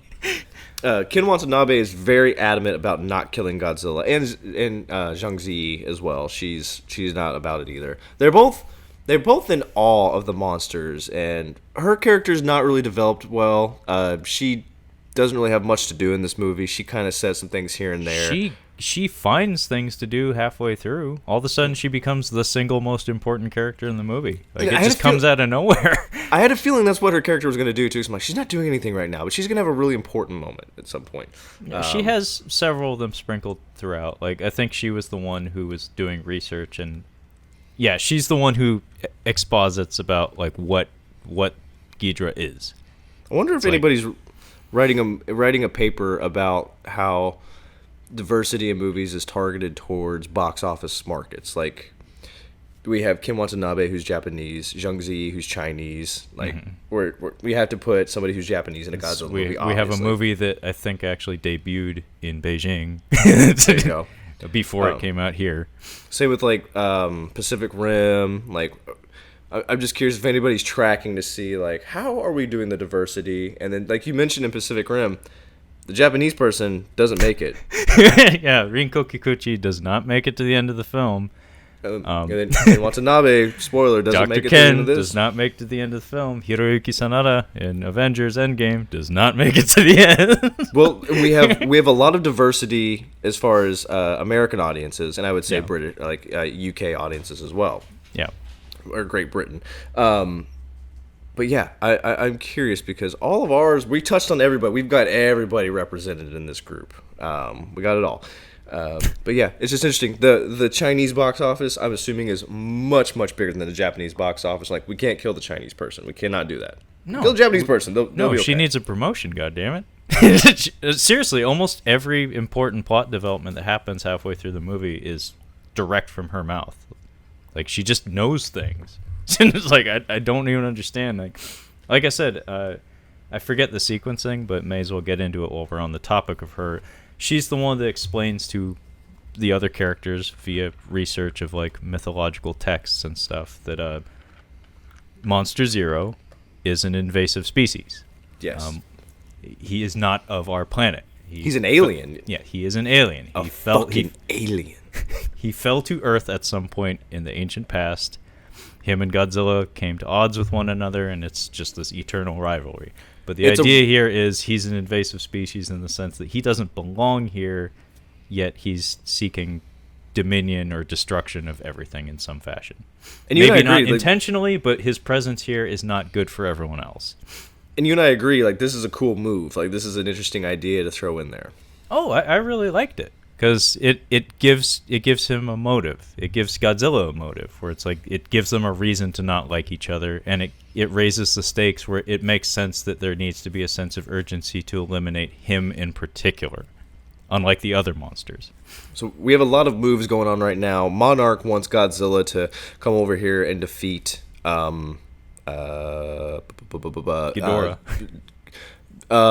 Zero. I'm just gonna call him Zero. Zero. There's too many names. Zero. Now they get a call from. It seems as though at some point. Well, this was fucking hilarious. Yeah. The guy calls. He's like, "Listen, we're gonna send in an oxygen bomb." Like, what the fuck is an oxygen? It's an oxygen destroyer. It's like basically anything within a 2-mile radius is gonna die if it breathes oxygen. So, spoiler alert, nobody dies because of this. The way, for the folks listening, the way Kyle just described the scene is exactly how it plays out. It's exactly what the guy says. The character who calls is, like, via video phone, is played by David Strathairn. Yeah, I know him from Good Night and Good Luck. He was also in The Bourne Ultimatum. You've seen him before. Everybody's seen him before. He's a very good actor. He was in Godzilla 2014 as just the Admiral, basically.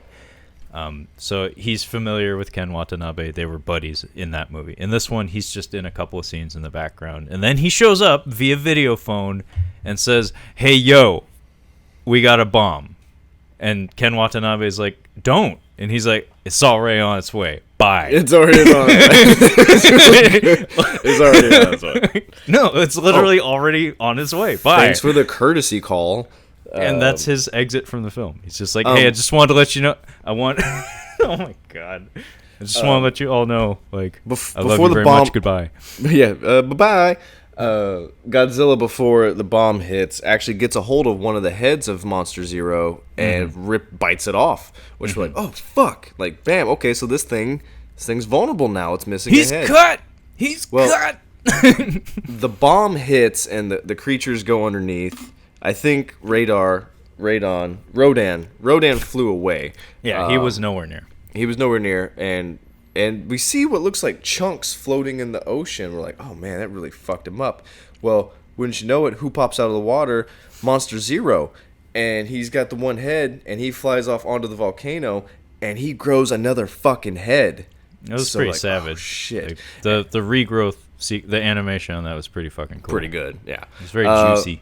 And they're getting the reading on Godzilla, and they're like, he's just sinking, and his pulse is dropping, and he's gone. Like, we don't have him anymore. He's completely gone. This is Rocky 3 when Clubber Lang knocks the piss out of him inside of 2 rounds. Godzilla's down for the count for now, but the chunks that you saw were actually fish. Okay, I thought they were. I didn't realize that. No, it was dead fish, and the significance of the oxygen destroyer is pretty important because it was in the original Godzilla film. It was the device that was, analogous to nuclear bomb, and it was invented by Dr. Serizawa, who Ken Watanabe is basically playing in this movie. To have it just like randomly thrown into the movie like that felt maybe a little flip, I guess, but it was kind of cool to have that Easter egg where it's like, for you, it's like big bomb. For me, it's like, oh, I understood that reference. But yeah, what you need to take away from that is Godzilla is out of commission for now, so the audience can't expect to see him for a while, but we still got plenty of problems.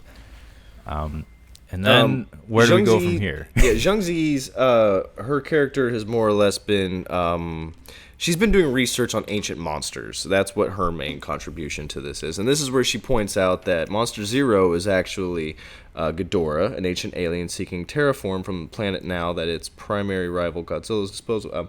Here we go. Mothra. Mothra has been hanging out underneath a waterfall. I guess when she escaped from that facility, she's just been hanging out under a waterfall. And so, this is where... Go ahead. Who was there to witness the birth of Mothra? Kyle? We had CCH Pounder earlier, who's a very familiar face from many a sci-fi film, but there's a guy in here. He's a CEO of a certain company that spelled doom for the rest of humanity. I don't know. Who was it? Joe Martin, a.k.a. Miles Dyson. Oh, yes. I completely forgot about Dyson. He's just in a tent, and he says like 2 lines, and he's gone. I forget he is one of the best death scenes in a movie ever. It's so good. It's so good. If I ever met him, I'm like, T2, and he's like, thank you. Hey, yo. That's all I would say to him. T2. Hey, Joe. T2. Yeah, this is my other scenario, which I'd like to be in, is the tent, on the rainy tent, where you're underneath the tent with the computers and you can see outside, and it's raining, like pissing rain, but you're underneath the tent with the computers doing stuff. I'm like, man, that looks awesome. He comes out, and then we get a semi-reveal of Mothra. Yeah. Just a little bit. We don't really get a good straight up shot. Like, I was really wanting to see just one really good one. They tried to here and there, but I think the idea was to save it for the finale, kind of. I like Mothra's communication. Like, Mothra's got like I was joking, like it's got a really pretty way of talking. Communicating. Well, now that you bring that up, we got to talk about audio, because that's very important to Godzilla movies. Music in particular. Godzilla movies generally have traditional scores with like big booming orchestras and really like audacious, like gaudy melodies where it's like a lot of military marches and stuff. It's like, it's great stuff. I love it. But it's so old fashioned that it doesn't really fit in movies like in modern times. There are some musical callbacks to movies past and present. Like the original Godzilla March actually is in this fucking movie, and I cannot tell you how much that made me happy. When Godzilla first shows up and has his little skirmish with Ghidorah, I was like, fucking yes. Like, because the music came with him, and in Godzilla 2014 they didn't use any musical motifs from anything that had come before, which is very bold, and the music in that movie is very good. But Mothra's theme, the entirety of the melody, like, it's a song actually in the original Mothra movie.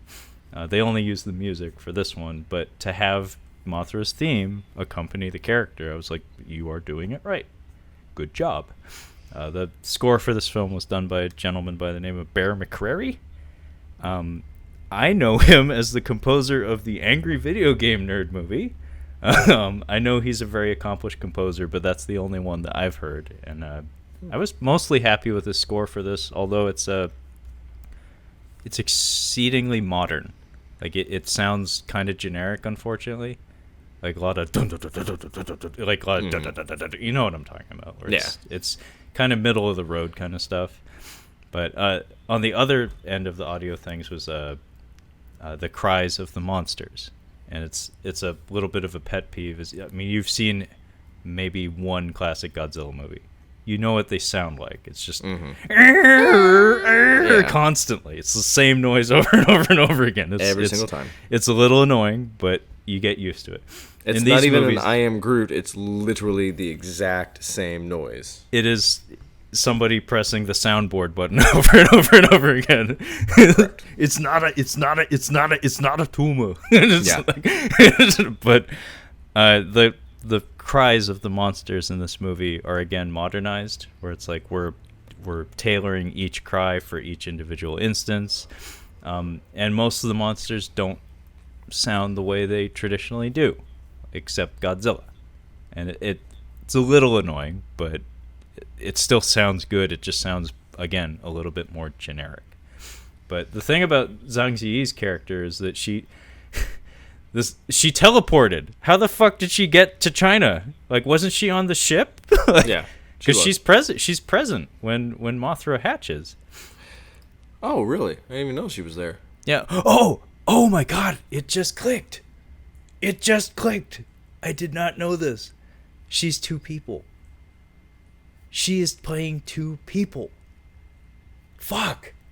So there's a scene here, and I picked up on this, but it didn't click in my mind that she was playing two people in this movie. There's a scene, I can't remember where it comes in, but basically she's looking at like family photos, and we see that she has multiple generations in her family with twins.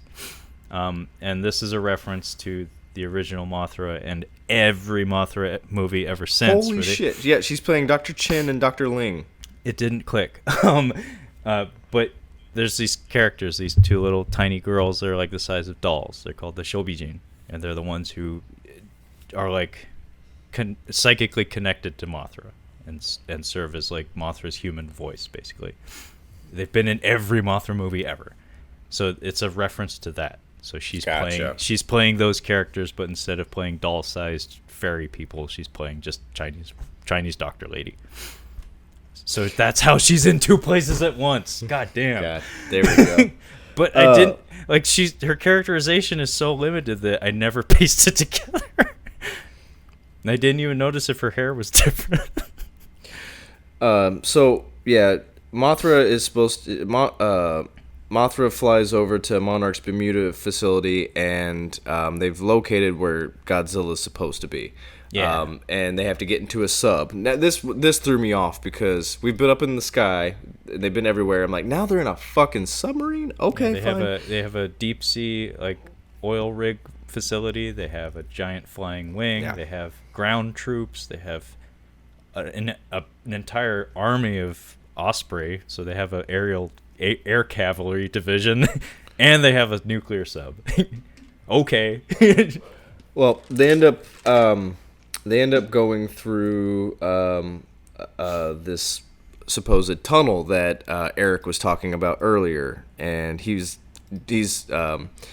validated in his theory. He's like, fuck yes, I told you, this is what happens. He's going into this tunnel, and it's bringing him out someplace else. And they get to this other place, and it is a super ancient underwater city that's impossible. Yeah. There's just no way this could ever happen in a million years. This defies. Granted, we are defying science in this movie really easily. This makes square cube law 100% no sense. But anyway, we're just gonna go with it. It's a enormous. It's like Atlantis times 1,000. Like, it's enormous. And they get into this bubble, and Eric's like, yeah, so we're getting close to some serious radiation, so this is as far as we're going to be able to go. And they've got these little underwater drones that can go underwater and in like above. It can go in the air. So they're like, we're going to send these in, and like, oh, look, we found Godzilla. He's chilling in this air pocket, basically. It's an enormous air pocket, but he's chilling up there. They can tell he's sleeping. And they're like, well, it looks like is he recuperating? And Ken Watanabe's like, yeah, but it could be years before he's ready to go. So what we're going to have to do is we're going to have to send a nuclear bomb in there to get him juiced back up. Captain tells him, like, yeah, it's not going to happen, bro. We can't. He's just like, immediately, like, we lost. We can't do that. It's not going to happen. And they're like, all right, well, what's going to happen is we're going to have to someone's going to have to manually go in and bring this nuke in there and set it off in front of them. But you go in there, you're not coming back. And Kim Watanabe is like, I'm going to do it. I'm like, well, obviously, you're going to do it. Yeah. obviously. I like how nobody else like tried to volunteer. You're just yeah, I'll do it. Well, he didn't give anybody a chance, and then they're like, no, and he's like, we don't have time to like. He's literally like, we do not have time to discuss this. Well, he has a prop from the previous movie that he whips out a couple times in this movie, and it's kind of supposed to be like a poignant moment, I guess. He has a watch that I guess was his dad's or something that I forget if it was his dad or his grandpa. I think it was his dad was killed at Hiroshima. So the watch belonged to his dad, and the watch is forever stopped at the time that the bomb went off. So it's like his totem that's like to remind him and the rest of the world of the horrors of nuclear weaponry and stuff. So he like whips it out, and he's like, well, Dad got killed by a nuke. I guess I'm going to go die by a nuke too. Yeah. It's like, damn, that's dark. Yeah, he takes it in there, and it's a pretty dramatic sequence, actually. It's not bad. It's not bad. There's a lot of gravitas here. I mean, if you just don't think about where he is, he's in the Earth's core. He's in the Earth's core with a giant monster who's sleeping. But he goes up, and Godzilla kind of sees him. He gives him a nice touch, and nuclear explosion goes off, and it sends this. It sends the submarine back through the wormhole, the core hole, and it shoots them. This is where I'm like, the submarine popping up. I'm like, everybody pressure. Pressure. You ever seen the Abyss? All of you are gonna have the bends. 100%. You're all gonna die. Yeah. 2, the submarine comes like above the water a good 20 feet and plops back down. I'm like, everybody on there has broken bones and concussions, and they're about to die. Yeah. But it's fine. This is and you're all sterile, by the way, because if your Geiger counter or whatever is freaking the fuck out, you're already too close. You're already too close. But Dr. Ken goes out like petting Godzilla on the nose. He says in Japanese, I think, was it Sarawa Tomoyo or something like that, like goodbye, my friend. And I noticed Zhang Ziyi actually says some things in Chinese, but it's never subtitled. Did you notice that? I did. She said some stuff in it. I'm like, oh, interesting. And Baseball Dad didn't get it, so I think Japanese. I think Kim Watanabe says some Japanese stuff. Well, I didn't catch any of it. Yeah, his final words are in Japanese. That's about it. But she follows hers up with a translation. I just can't remember what she said, because Baseball Dad's the only one listening, and of course he doesn't understand Mandarin. So I think at one point she says something in Chinese, in Mandarin, or I'm not sure, but she says it, and then she just kind of has like a thought, but then she doesn't. I don't think she was translating what she was saying. She had a thought, and then she starts explaining. So I think it was something for. She should have looked directly into the camera and like winked or something. It's like that's for the intended audience. So yeah, we undersea. Which was okay. And so Godzilla gets his grand rebirth. Yeah, he gets his grand rebirth. So it's another trailer shot. It's a pretty good shot where him standing in the middle of the ocean, breathing fire into the heavens. Yeah, that's what got me. That was the trailer shot that got me. I'm like, okay, this is gonna be. It's beautiful. Like, it's a great shot. It really is beautiful, especially like the sea spray coming down because of everything that came out of the ocean with his rising and stuff. Oh, the weird thing that comes after is when he stares down Kyle Chandler.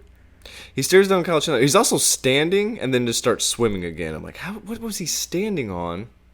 And maybe it's like a duck, It's like his little legs are like freaking the fuck out under the surface. He just can't see it. Oh, he's just bobbing. Maybe that's what it is. Yeah, it just takes longer for him to bob. So he, so he's reborn. So we forgot to mention that they're in Boston.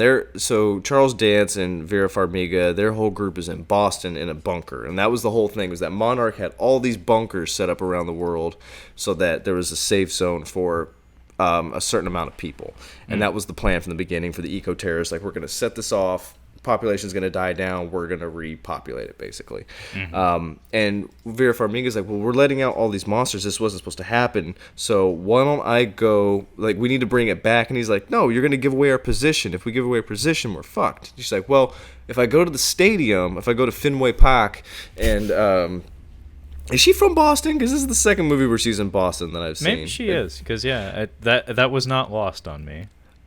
She's like, if I go to Fenway Park and I'll get the fucking monster to come back here, maybe we can get it to, like, I don't know what her plan is, but it involves going to Fenway Park and calling all the monsters back over. Millie Bobby Brown is in her own little office, and she's listening to the whole thing. And she looks on her iPad, which has their whole family, and apparently still a Wi-Fi signal. I know, fucking for real. I don't know where that's coming from, but she's got Wi-Fi. And you can tell, you already know what she's going to do next. She's obviously going to take the Orca machine, go to the stadium, and again, the single most important device in this, eco-terrorism encampment is unattended. Right. Yeah, that's the other thing. Like, this is the most important instrument for everyone's survival, and it's just chilling. Yeah. I like her gathering up the supplies. She gets, like, the water, she gets the flashlight and everything. And it felt very Home Alone-esque. They're literally, like, they're walking distance to Fenway Park. She gets out of there, and I do like how they come back into the room and like, yeah, we have a problem. The box is gone. Where's your daughter? Like, yeah. I wonder who could have fucking done that. Yeah. I'm like, why does Charles Dance not shoot her in the head right now? I know, the whole time, like, I told you via text, I was like, when is he gonna go full evil? Like, he doesn't. If I was in his shoes, it's like, you have full license to go full evil whenever the fuck you feel like it. You have an evil James Bond villain army at your command. When you see somebody who always plays a good villain and you don't let them be that, that's a problem. You're getting excited for nothing. Later in the movie, even, like, when he discovers the box is gone and Vera Farmiga's like, oh, I'm going to go after the box, he lets her. Yeah. He's like, absolutely not. And she just pulls out a gun. He's just like, okay. That's it. Yeah, like, he lets her leave. I was like, what? She's like, you have a gun on me. They're surrounding you. They can hit you in the back of the head, and I'll just duck real quick. You're not going to get me. So, yeah, Millie Bobby Brown. Boston is falling apart. You see the it is chaos. They do the Avengers thing where they make sure to drop plenty of hints here and there that like lines of dialogue sprinkled throughout the scene where it's Boston has been evacuated. Yeah. And we get to see footage of, people being evacuated from the city. So the idea here is that Millie Bobby Brown is not being evil, summoning all the monsters to Boston. This is just like the battleground. And now it's empty. There's no people, so nobody's going to die. A lot of buildings are going to go down, no people. But yeah, she turns on the Orca. And sure enough, Ghidorah shows up, brings his Stormfront, and pretty dramatic arrival. like you said, the whole fucking town gets torn to shit just by the wind and the rain and shit. Let alone the giant fucking dragon at Fenway. Yeah. And then we get a kind of a silly sequence where Ghidorah's chasing Millie Bobby Brown, like chasing a small little girl through a fucking Fenway Park, and it's like, no, you don't live through that. No. I have a note on here, just like Jon Snow, in a really cool battle in this last season. Jon Snow's about to get eaten by a White Walker dragon, and he's about to die. He just goes, ah, and screams at it, and that's exactly what Millie Bobby Brown does in this. She just screams at the dragon right before she's going to get hit, but something comes up. Is Godzilla. It Godzilla? Yeah, it's a... Well, I couldn't remember It's another callback to many other Godzilla movies, where Terror of Mechagodzilla. Again, Godzilla's major entrance for the climax of Terror of Mechagodzilla is actually like two little kids are like in the middle of the evacuation of Tokyo, and instead of running with the crowd, they like sneak back into an alley, and they're like watching the monsters because they're stupid fucking kids. It looks terrible, but Anyway, right before they can get stepped on, though, Godzilla steps into the frame. It's like, motherfucker, don't touch them. It's like, these are my kids. And yeah, Godzilla breathes fire on Ghidorah, and then we get this really amazing shot of Godzilla stepping into Boston with the military behind him. Yeah. Oh, by the way, we forgot to mention that Washington, D.C. gets utterly devastated. Oh, it is underwater. It's off screen, like it all happens off screen for the most part. But basically, Ghidorah and Rodan show up in Washington, D.C. Monarch tries to fight them, and then the very next, we cut away from that, and then we cut back, and Washington, D.C. is underwater, and the entire U.S. Navy is underwater, is like leveled. We completely forgot to mention all the other monsters that are awakened, and they are destroying their respective cities. So all 17 of these monsters are all over the world, just clumsily just destroying cities. There's I don't know what all of them are. I'm sure you do, but no, actually, these are all unique to this film. Okay, interesting. All right. So I have no emotional attachment to any of them. Okay.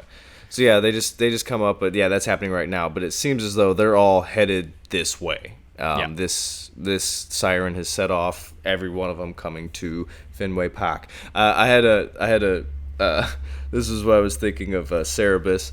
I was imagining like two people from Boston like just stayed behind like the two kids, except they're like at their apartment with binoculars. Like, yeah, they got the fucking helicopter. Oh shit. That fucking Cerebus thing. It just ripped off the Dunkin' Donuts sign off Fenway. Motherfucker. Oh, god damn it. Oh, man. It's like the animal in Godzilla. Oh, they destroyed the garden. Now I'm pissed. Same thing. I mean, if this movie had been made in the 90s, I'm sure they would have done that. Like, make it more regional, I guess. Hey, what, you fucking don't like Dunkin'? You don't like donuts, you motherfucker? Well, see, that's the thing. Is like if you're playing to an international audience, people in China don't give a shit about Boston accents and shit like that. For my new job, I keep getting people from New York. I don't want to go there. I don't want to go to New York. They're the worst customers. I'm sorry. Oh, I'm sorry. They're awful. But yeah, a big fight ensues. It's for the most part, it's Godzilla and Ghidorah having their rematch. Again, the editing of the monster battles in this movie is very, very, very frustrating. As beautiful as some of the imagery is, especially in terms of like color palette, one thing that I found intensely distracting was the fact that we get like a few seconds of footage of the monsters fighting and then cut to humans. And then back to the monsters, and then cut to humans. It's like, fucking focus. Like, just give me one or the other. Like, really, especially when it's cut to fucking Kyle Chandler. It's like, I'm sorry, I cannot be bothered to care. No. Just let me watch Godzilla do his fucking thing. It's not hard. It's just let the wrestlers wrestle. But yeah, it's a pretty well choreographed fight for the most part. I forget when it happens, but Rodan also shows up, as does Mothra. Yes, and it becomes like not quite a tag team fight because somebody dropped the ball here. There needed to be an exchange of partners at some point. Mothra shows up first to help Godzilla. Like, she's like, and like, she starts to help, but then right when you're like, oh fuck yeah, they're gonna take him down, that's when Rodan comes in and is like, fuck you, bitch, and they go at it. They have their aerial tussle, but what I wanted to see was switching dance partners, you know? Like, Mothra tussles with Ghidorah for a bit. Rodan tussles with Godzilla for a bit. I don't think Rodan even really touches Godzilla. Like, it's just... No. They're kind of split off and they do their own thing. And Rodan and Mothra don't get much screen time. No. It needs to be said, the design of Mothra, who is finally shown to us in all adorable. Her glory, it's cute. Like, very cute.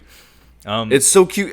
Mothra ends up killing Rodan, and it is adorable how it kills. It was so cute. Well, he doesn't kill him, but in the moment you think he kills him. No, he comes back at the end of the movie. Oh yeah, he comes back. Okay, well, but in the moment, you think he's dead. Assault with a deadly weapon. Okay. But it's so he like stings him, and then he like kind of falls down, and Mothra's kind of got like this, like, oh, not cute. Did you? I had that little thing down there, did you? Ooh. You lascivious little minx. But yeah, Mothra is like, they do a good job of doing what they've done in previous designs, where it's not strictly a moth. It's like it's some sort of hybrid where in the original film it was a fucking moth. It was a moth butterfly, but in recent years, like in 2002, it was like a wasp and a moth and a butterfly all put together, and this one kind of follows that trend. In fact, it almost has like praying mantis arms, so its legs are longer and more aggressive, so it looks more combat ready than it did before.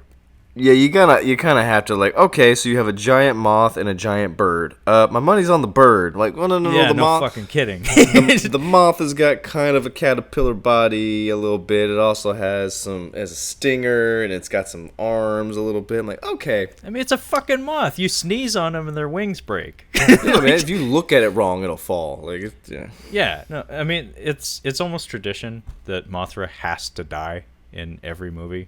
Like it's a thing. Like a big part of it, I think, is Japanese culture, where the moth. I think everybody hates moths. It has everybody does hate moths. They have that bad habit of flying up in your face, whereas most insects like stay away from you. Moths always want to get up in your business. See, they don't bother me if they're in the house. The problem is I have dogs, and one of them really, really latches on to bugs and really pays attention to them wherever they are. Yeah, so wherever it's at, she's like. And I don't know if you've heard paws scratching on hardwood floor every time they move quickly. It sounds great, especially when you have downstairs neighbors. So I'm with the Japanese in killing the moth. So I think the intention of having Mothra always die is it's symbolic of, like, just almost like a Buddhist cycle of everything's only transient. Everything dies at some point, but it comes back in some form. So Mothra has this cycle of constantly dying and coming back. So, like, the first time Godzilla and Mothra fought, Mothra in moth form fought Godzilla because Godzilla was trying to eat her egg, which had larvae in it. And the moth gets killed, but the larva hatches, and there's two of them. So it's in the same movie we get to see Mothra die, but then come back in another form. And in this one, I was like, as soon as Mothra showed up, I was like, they're so dead. I feel like Vera Farmiga's character, we haven't talked about her in a while because we're talking about the monster fight, but I had a note in here, and it just reminded me, I'm like, she's kind of like playing chess, and she just sees like, oh man, I've got the one move, and then you didn't realize that the other two raptors, you didn't even know where they were there. Like, she's just like, oh fuck. Like, you've got all these other moves that can happen, and she's like, oh no, we didn't realize this was gonna happen. I'm like, didn't see that backfiring, huh? That was ironclad plan there. Just let chaos reign. Oh yeah, sorry, but I digress. Like I said, she insisted she's coming up here. She insisted her daughter was going to be fine because she taught her judo or something.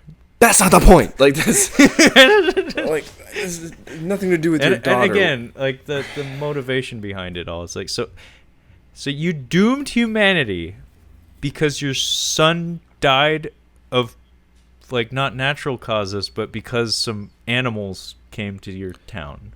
So in that case, she would actually sympathize. Like, she would actually be proud of Godzilla. It's like, yeah, overpopulation. You would support him. Yeah. But she's not. It makes no sense. Yeah, it makes no sense. Anyway, yeah, Rodan and Mothra, they have their scuffle. It looks like Mothra's about to go down for the count, but then Rodan gets a stinger through the. She dick stabs him. Like, yeah, dick stabs him through, like, the shoulder or something. It's the shoulder. I noted that too. I'm like, oh, he's dead, but I'm like, it's through the shoulder. He's gonna come back. His body language suggests that he's down. But he comes back. It was a shoulder shot. You and I have seen enough action movies to know if it's in the pec, you're fine. If it's the top part of the pec, you're fine. You can walk away from that. Oh yeah, no problem, man. It's a flesh wound. You just need to do the gunpowder trick, and you're fine. You know, I think the worst about that shot would be it shooting the bones here in the back. Oh, I would be so pissed. That would hurt so much. Well, imagine if you're a winged creature too. It's like you're not meant to be grounded. Fucker. Gotta go to rehab for this shit. Nope, I'm out. I'm out for the season. That's my season. Speaking of seasons, Kevin Durant's out. Oh, what? Raptors No, play. I know who Kevin Durant is. But, yeah, he busted that. His Achilles was fine. He made it 12 minutes into the game, and like, nope, he's done for the season. Possibly next season. That's big. Yeah, because I think he's about to be a free agent. So that's a big one. Yeah. I thought he was younger. He's like 30 or 31. I thought he was much younger. I'm sorry, but anyway. Back on track. Godzilla and Ghidorah are fighting. We get a nice beat here where I think Ghidorah bites like a power station, and that's really bitchin'. Goes uber Ghidorah for a second. Yeah, he gets juiced for a second, and he shoots lightning into the air. Oh, by the way, I don't think we mentioned Ghidorah breathes fucking yellow lightning. It's bitchin'. Or gravity beams, depending on whatever interpretation. I thought it worked in this movie. Sometimes it looks like a cartoon at point. Like there's certain shots where it looks kind of like a cartoon. This point, it looks bitchin'. Well, the color coding, the color palette of this movie is somebody cared a lot about that because the color motifs from monster to monster are very strong. Godzilla's very blue, Mothra's like greenish, Ghidorah's gold and yellow, Rodan's red. So we do have to mention something about Godzilla. So now Godzilla is about to super juice himself. He's about to So there's a ticking clock here in this fight. Yes. Introduced by Eric. He explains to us that hey, that nuke that went off, it woke him up, but it super juiced him. He's got the super devil juice in him now. So we got only a few minutes before he melts the fuck down. And takes all of us with him, basically. Yeah. He's basically going to be, he's a walking nuclear bomb. Yeah. This is actually something lifted directly from Godzilla 1995. Godzilla vs. Destroyer. The entire plot of that movie, from start to finish, is Godzilla's overheating, and humanity, need to find a way to stop him from melting down, because if he does, he's going to take the entire planet with us. So as soon as this came up, I was like, "Oh, this is interesting." So yeah, while he's fighting Ghidorah, there's this ticking clock in the background.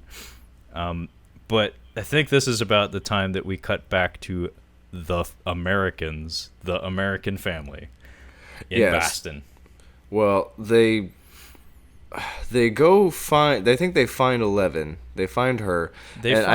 I think they find the orca, but they can't find her, and then Kyle Chandler or Vera Farmiga, one of them, remembers that, home. Home. She's like, she stops the car. She's like, what did you say? She said she went home. Like, I hate that in movies where they, like, stop them and they're like, wait, what did you say?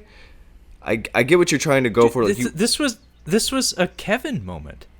This was Kevin McAllister going to the largest Christmas tree in town. Yeah, it is. It is exactly that. That's so fucking stupid. Especially their conversation in the car.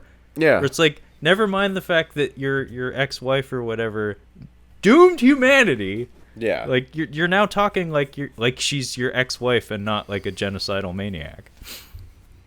And is she driving, by the way? She's driving. Fuck. Yeah, why would you let her drive? Absolutely not. She's made so many bad decisions. So, yeah, she's driving. They go find 11, and they find her. Like, the house is demolished. Like, it's completely down. But they walk through to try to find her, and they just see this hand sticking out. And it's clammy. I'm like, she's not dead.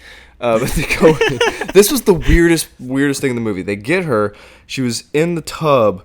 And they get her, and they start to revive her, and she's not breathing, and she's like, she comes back to. I'm like, she didn't drown. Why was she not breathing? Like, was she knocked unconscious? Then she would just kind of slowly come out of it, like, she would lull awake. Yeah, she was not breathing. It was really weird. I don't understand what happened to her.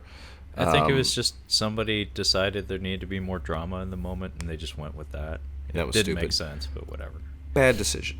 But we're winding up to we have to get Mothra ends up sacrificing herself for Godzilla. Yeah, Godzilla goes down for the count apparently, and he's doing the sleepy dog thing where he's just kind of laying in a heap in the city, and it looks like Ghidorah's pretty much put him down. In fact, I think at this point Ghidorah's just kind of like toying with him a bit, like fucking with him while he's down.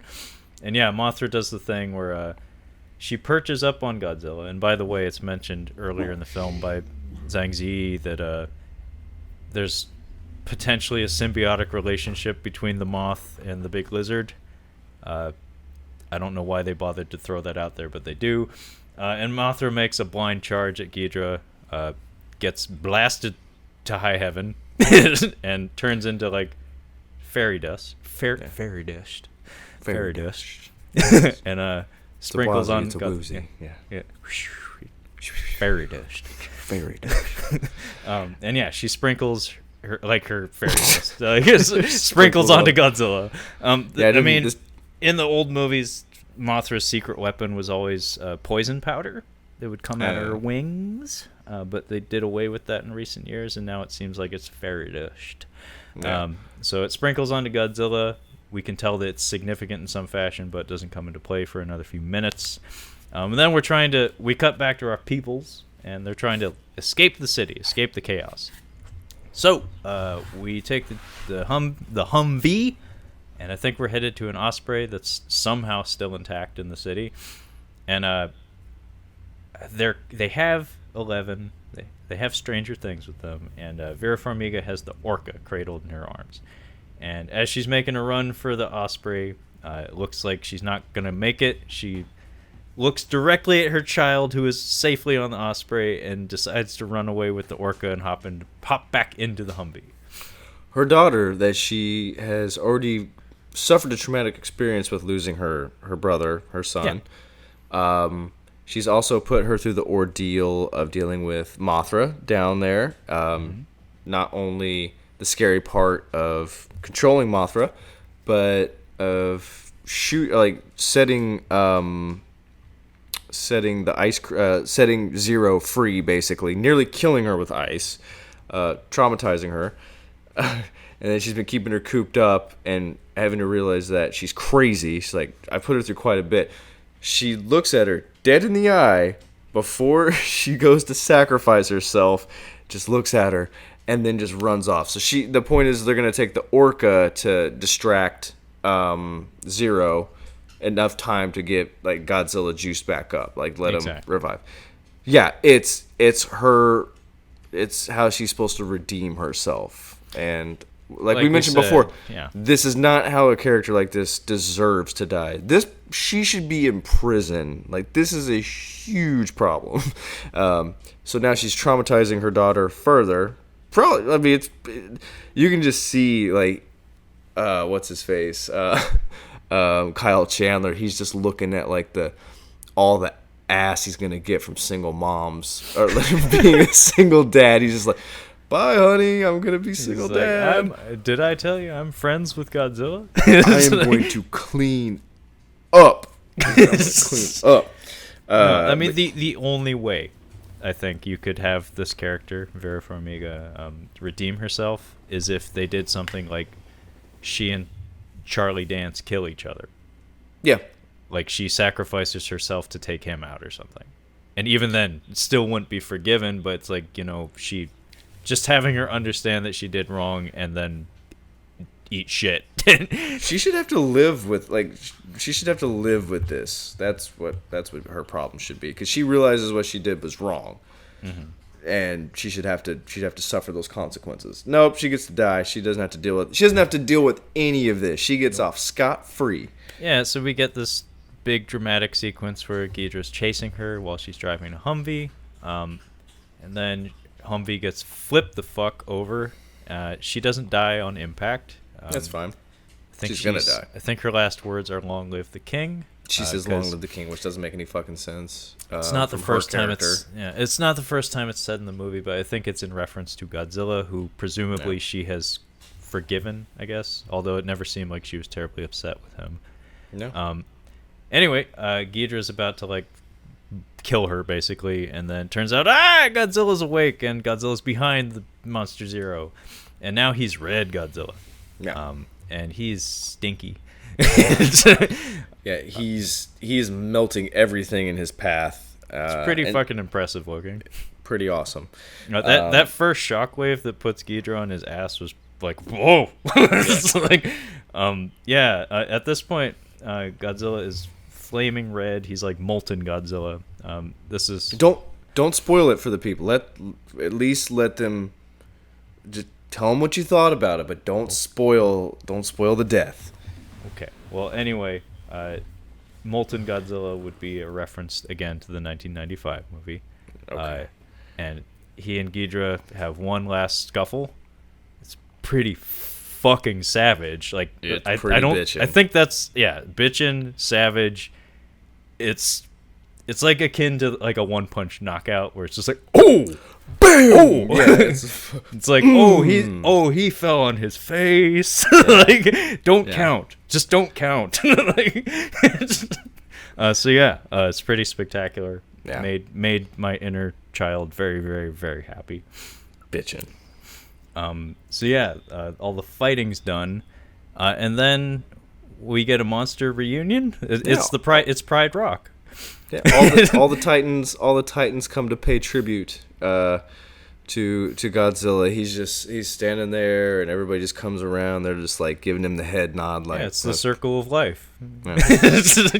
They all kiss the ring, and he bow down, roars, bitch. Yeah, he roars to the heavens, and I think credits. Yeah, we get credits. I was actually I'm the only one that left the theater. Every single person that was in the theater stayed because they're like, "There's a stinger." Like they already heard from everybody saying, "I'm like, guys, I don't give a shit about the stinger. I'll read about it later." It's probably just Marvel movie syndrome where it's like your ass is trained to hang out for a few minutes longer. Those are the only movies I'll stay, or was specifically Marvel movies. Any other movie, I'm not staying till the end.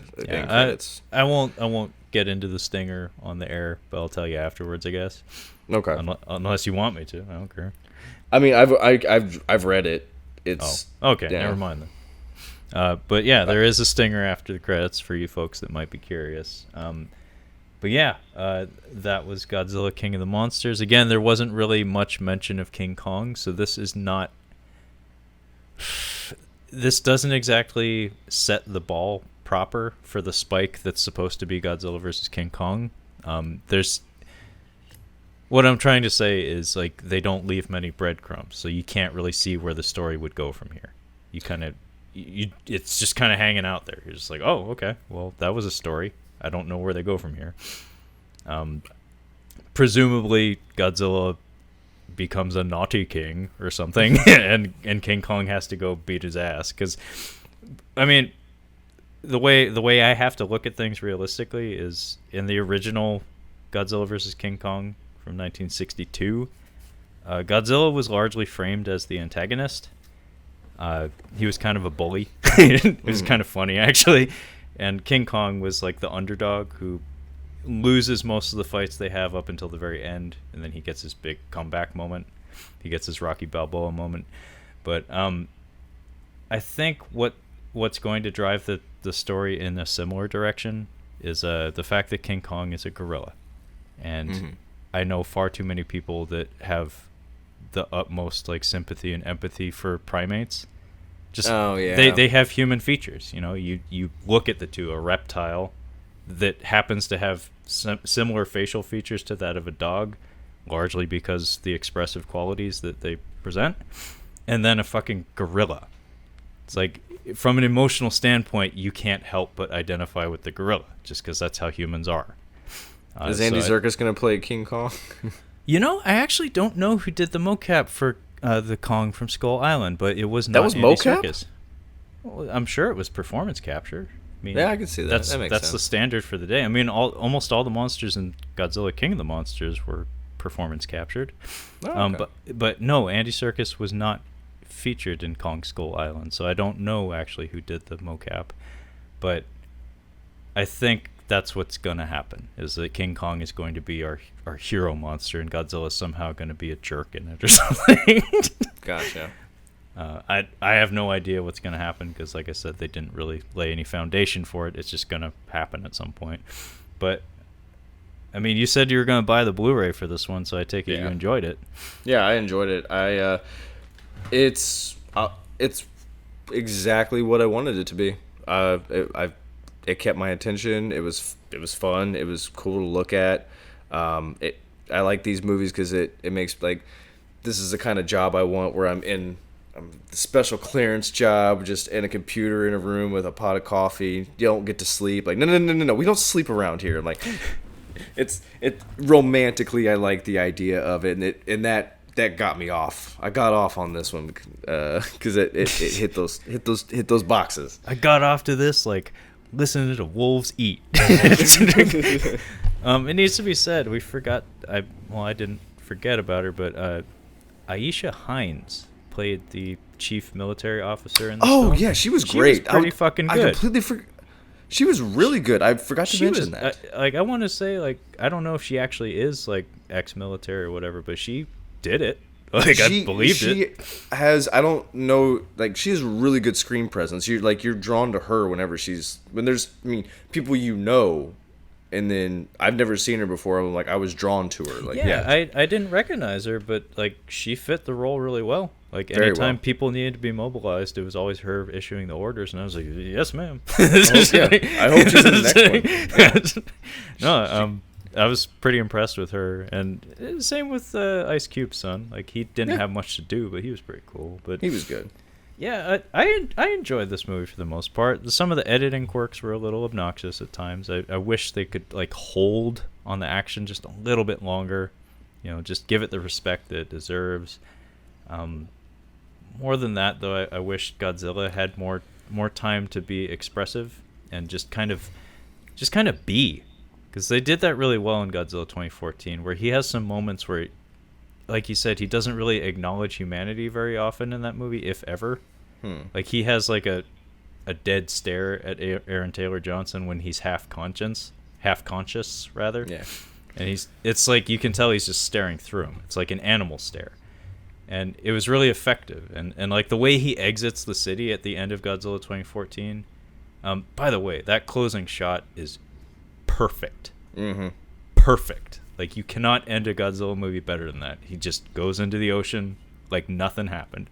So this is better than you thought it was going to be. Yeah, I mean, especially based on my feelings towards the promotion. I just wish it pumped the brakes a couple of times and just kind of let the monsters be characters rather than set pieces, I guess. Well, I think it would have been cool to like observe them a little bit, just behaving as animals rather than like big crazy action set pieces. I think that this one was good, and I think I have a feeling it's going to be the best one of these movies. Personally, I think the next one, I'm going to definitely go see in the theater. This is absolutely a movie you should go see in the theater. Don't wait for it to come out. This is an experience in the theater. It's a lot more fun because these are grand spectacle. Exactly. This is the movie. I'm sorry. King Kong. King Kong is the original blockbuster movie, but But this is why you go to the theater to see something giant. So this is meant to be seen in the theater. I kind of wish I had seen it on IMAX. I mean, I could have been way more patient. Actually, the person I went with wanted to, but we couldn't find a showtime like that accommodated both of our schedules. So it's like, damn. I might go back. I honestly might go back and try to watch it in IMAX. Wow, because I feel like it would just be a lot of fun. I mean, for me, just there's a couple of music cues in here that it was just like, man, this is what we go to the movies for. Is like, I forgot to mention it when Godzilla has his rebirth moment and he, does the trailer shot breathing and fire into the heavens. When he leaves and goes off on his mission to go kick his ass, like go beat up Monster Zero, his fucking theme music kicks in. It's just like, fucking yes. It's like, I mean, you need to understand, like, I'm in my early 30s. I've been hearing this piece of music as like the spring into action music for the entirety of my existence, and to hear it in a big budget movie in the theater, it's like, fuck, that's awesome. I had more fun with this. I had more fun watching this than Endgame. Not more fun than John Wick, but I think that this movie was more engaging for me than John Wick 3 because, I mean, John Wick characteristic, soggy midsection, but this kept it for the most part. I think this was the most fun I've seen in this year, 2019 so far. Okay, high praise coming from Mr. Kyle. That's high praise. So yeah, I think we're about wrapped up here. But thank you for joining us as we caught up on Godzilla, King of the Monsters, again directed by Mr. Michael Dougherty. Did a pretty good job doing his like first I think blockbuster film. Krampus is a mid-range horror film, but this is like an earnest blockbuster, and yeah, I'm excited to see where things go from here. But thanks again for joining us. Catch you next time. See ya.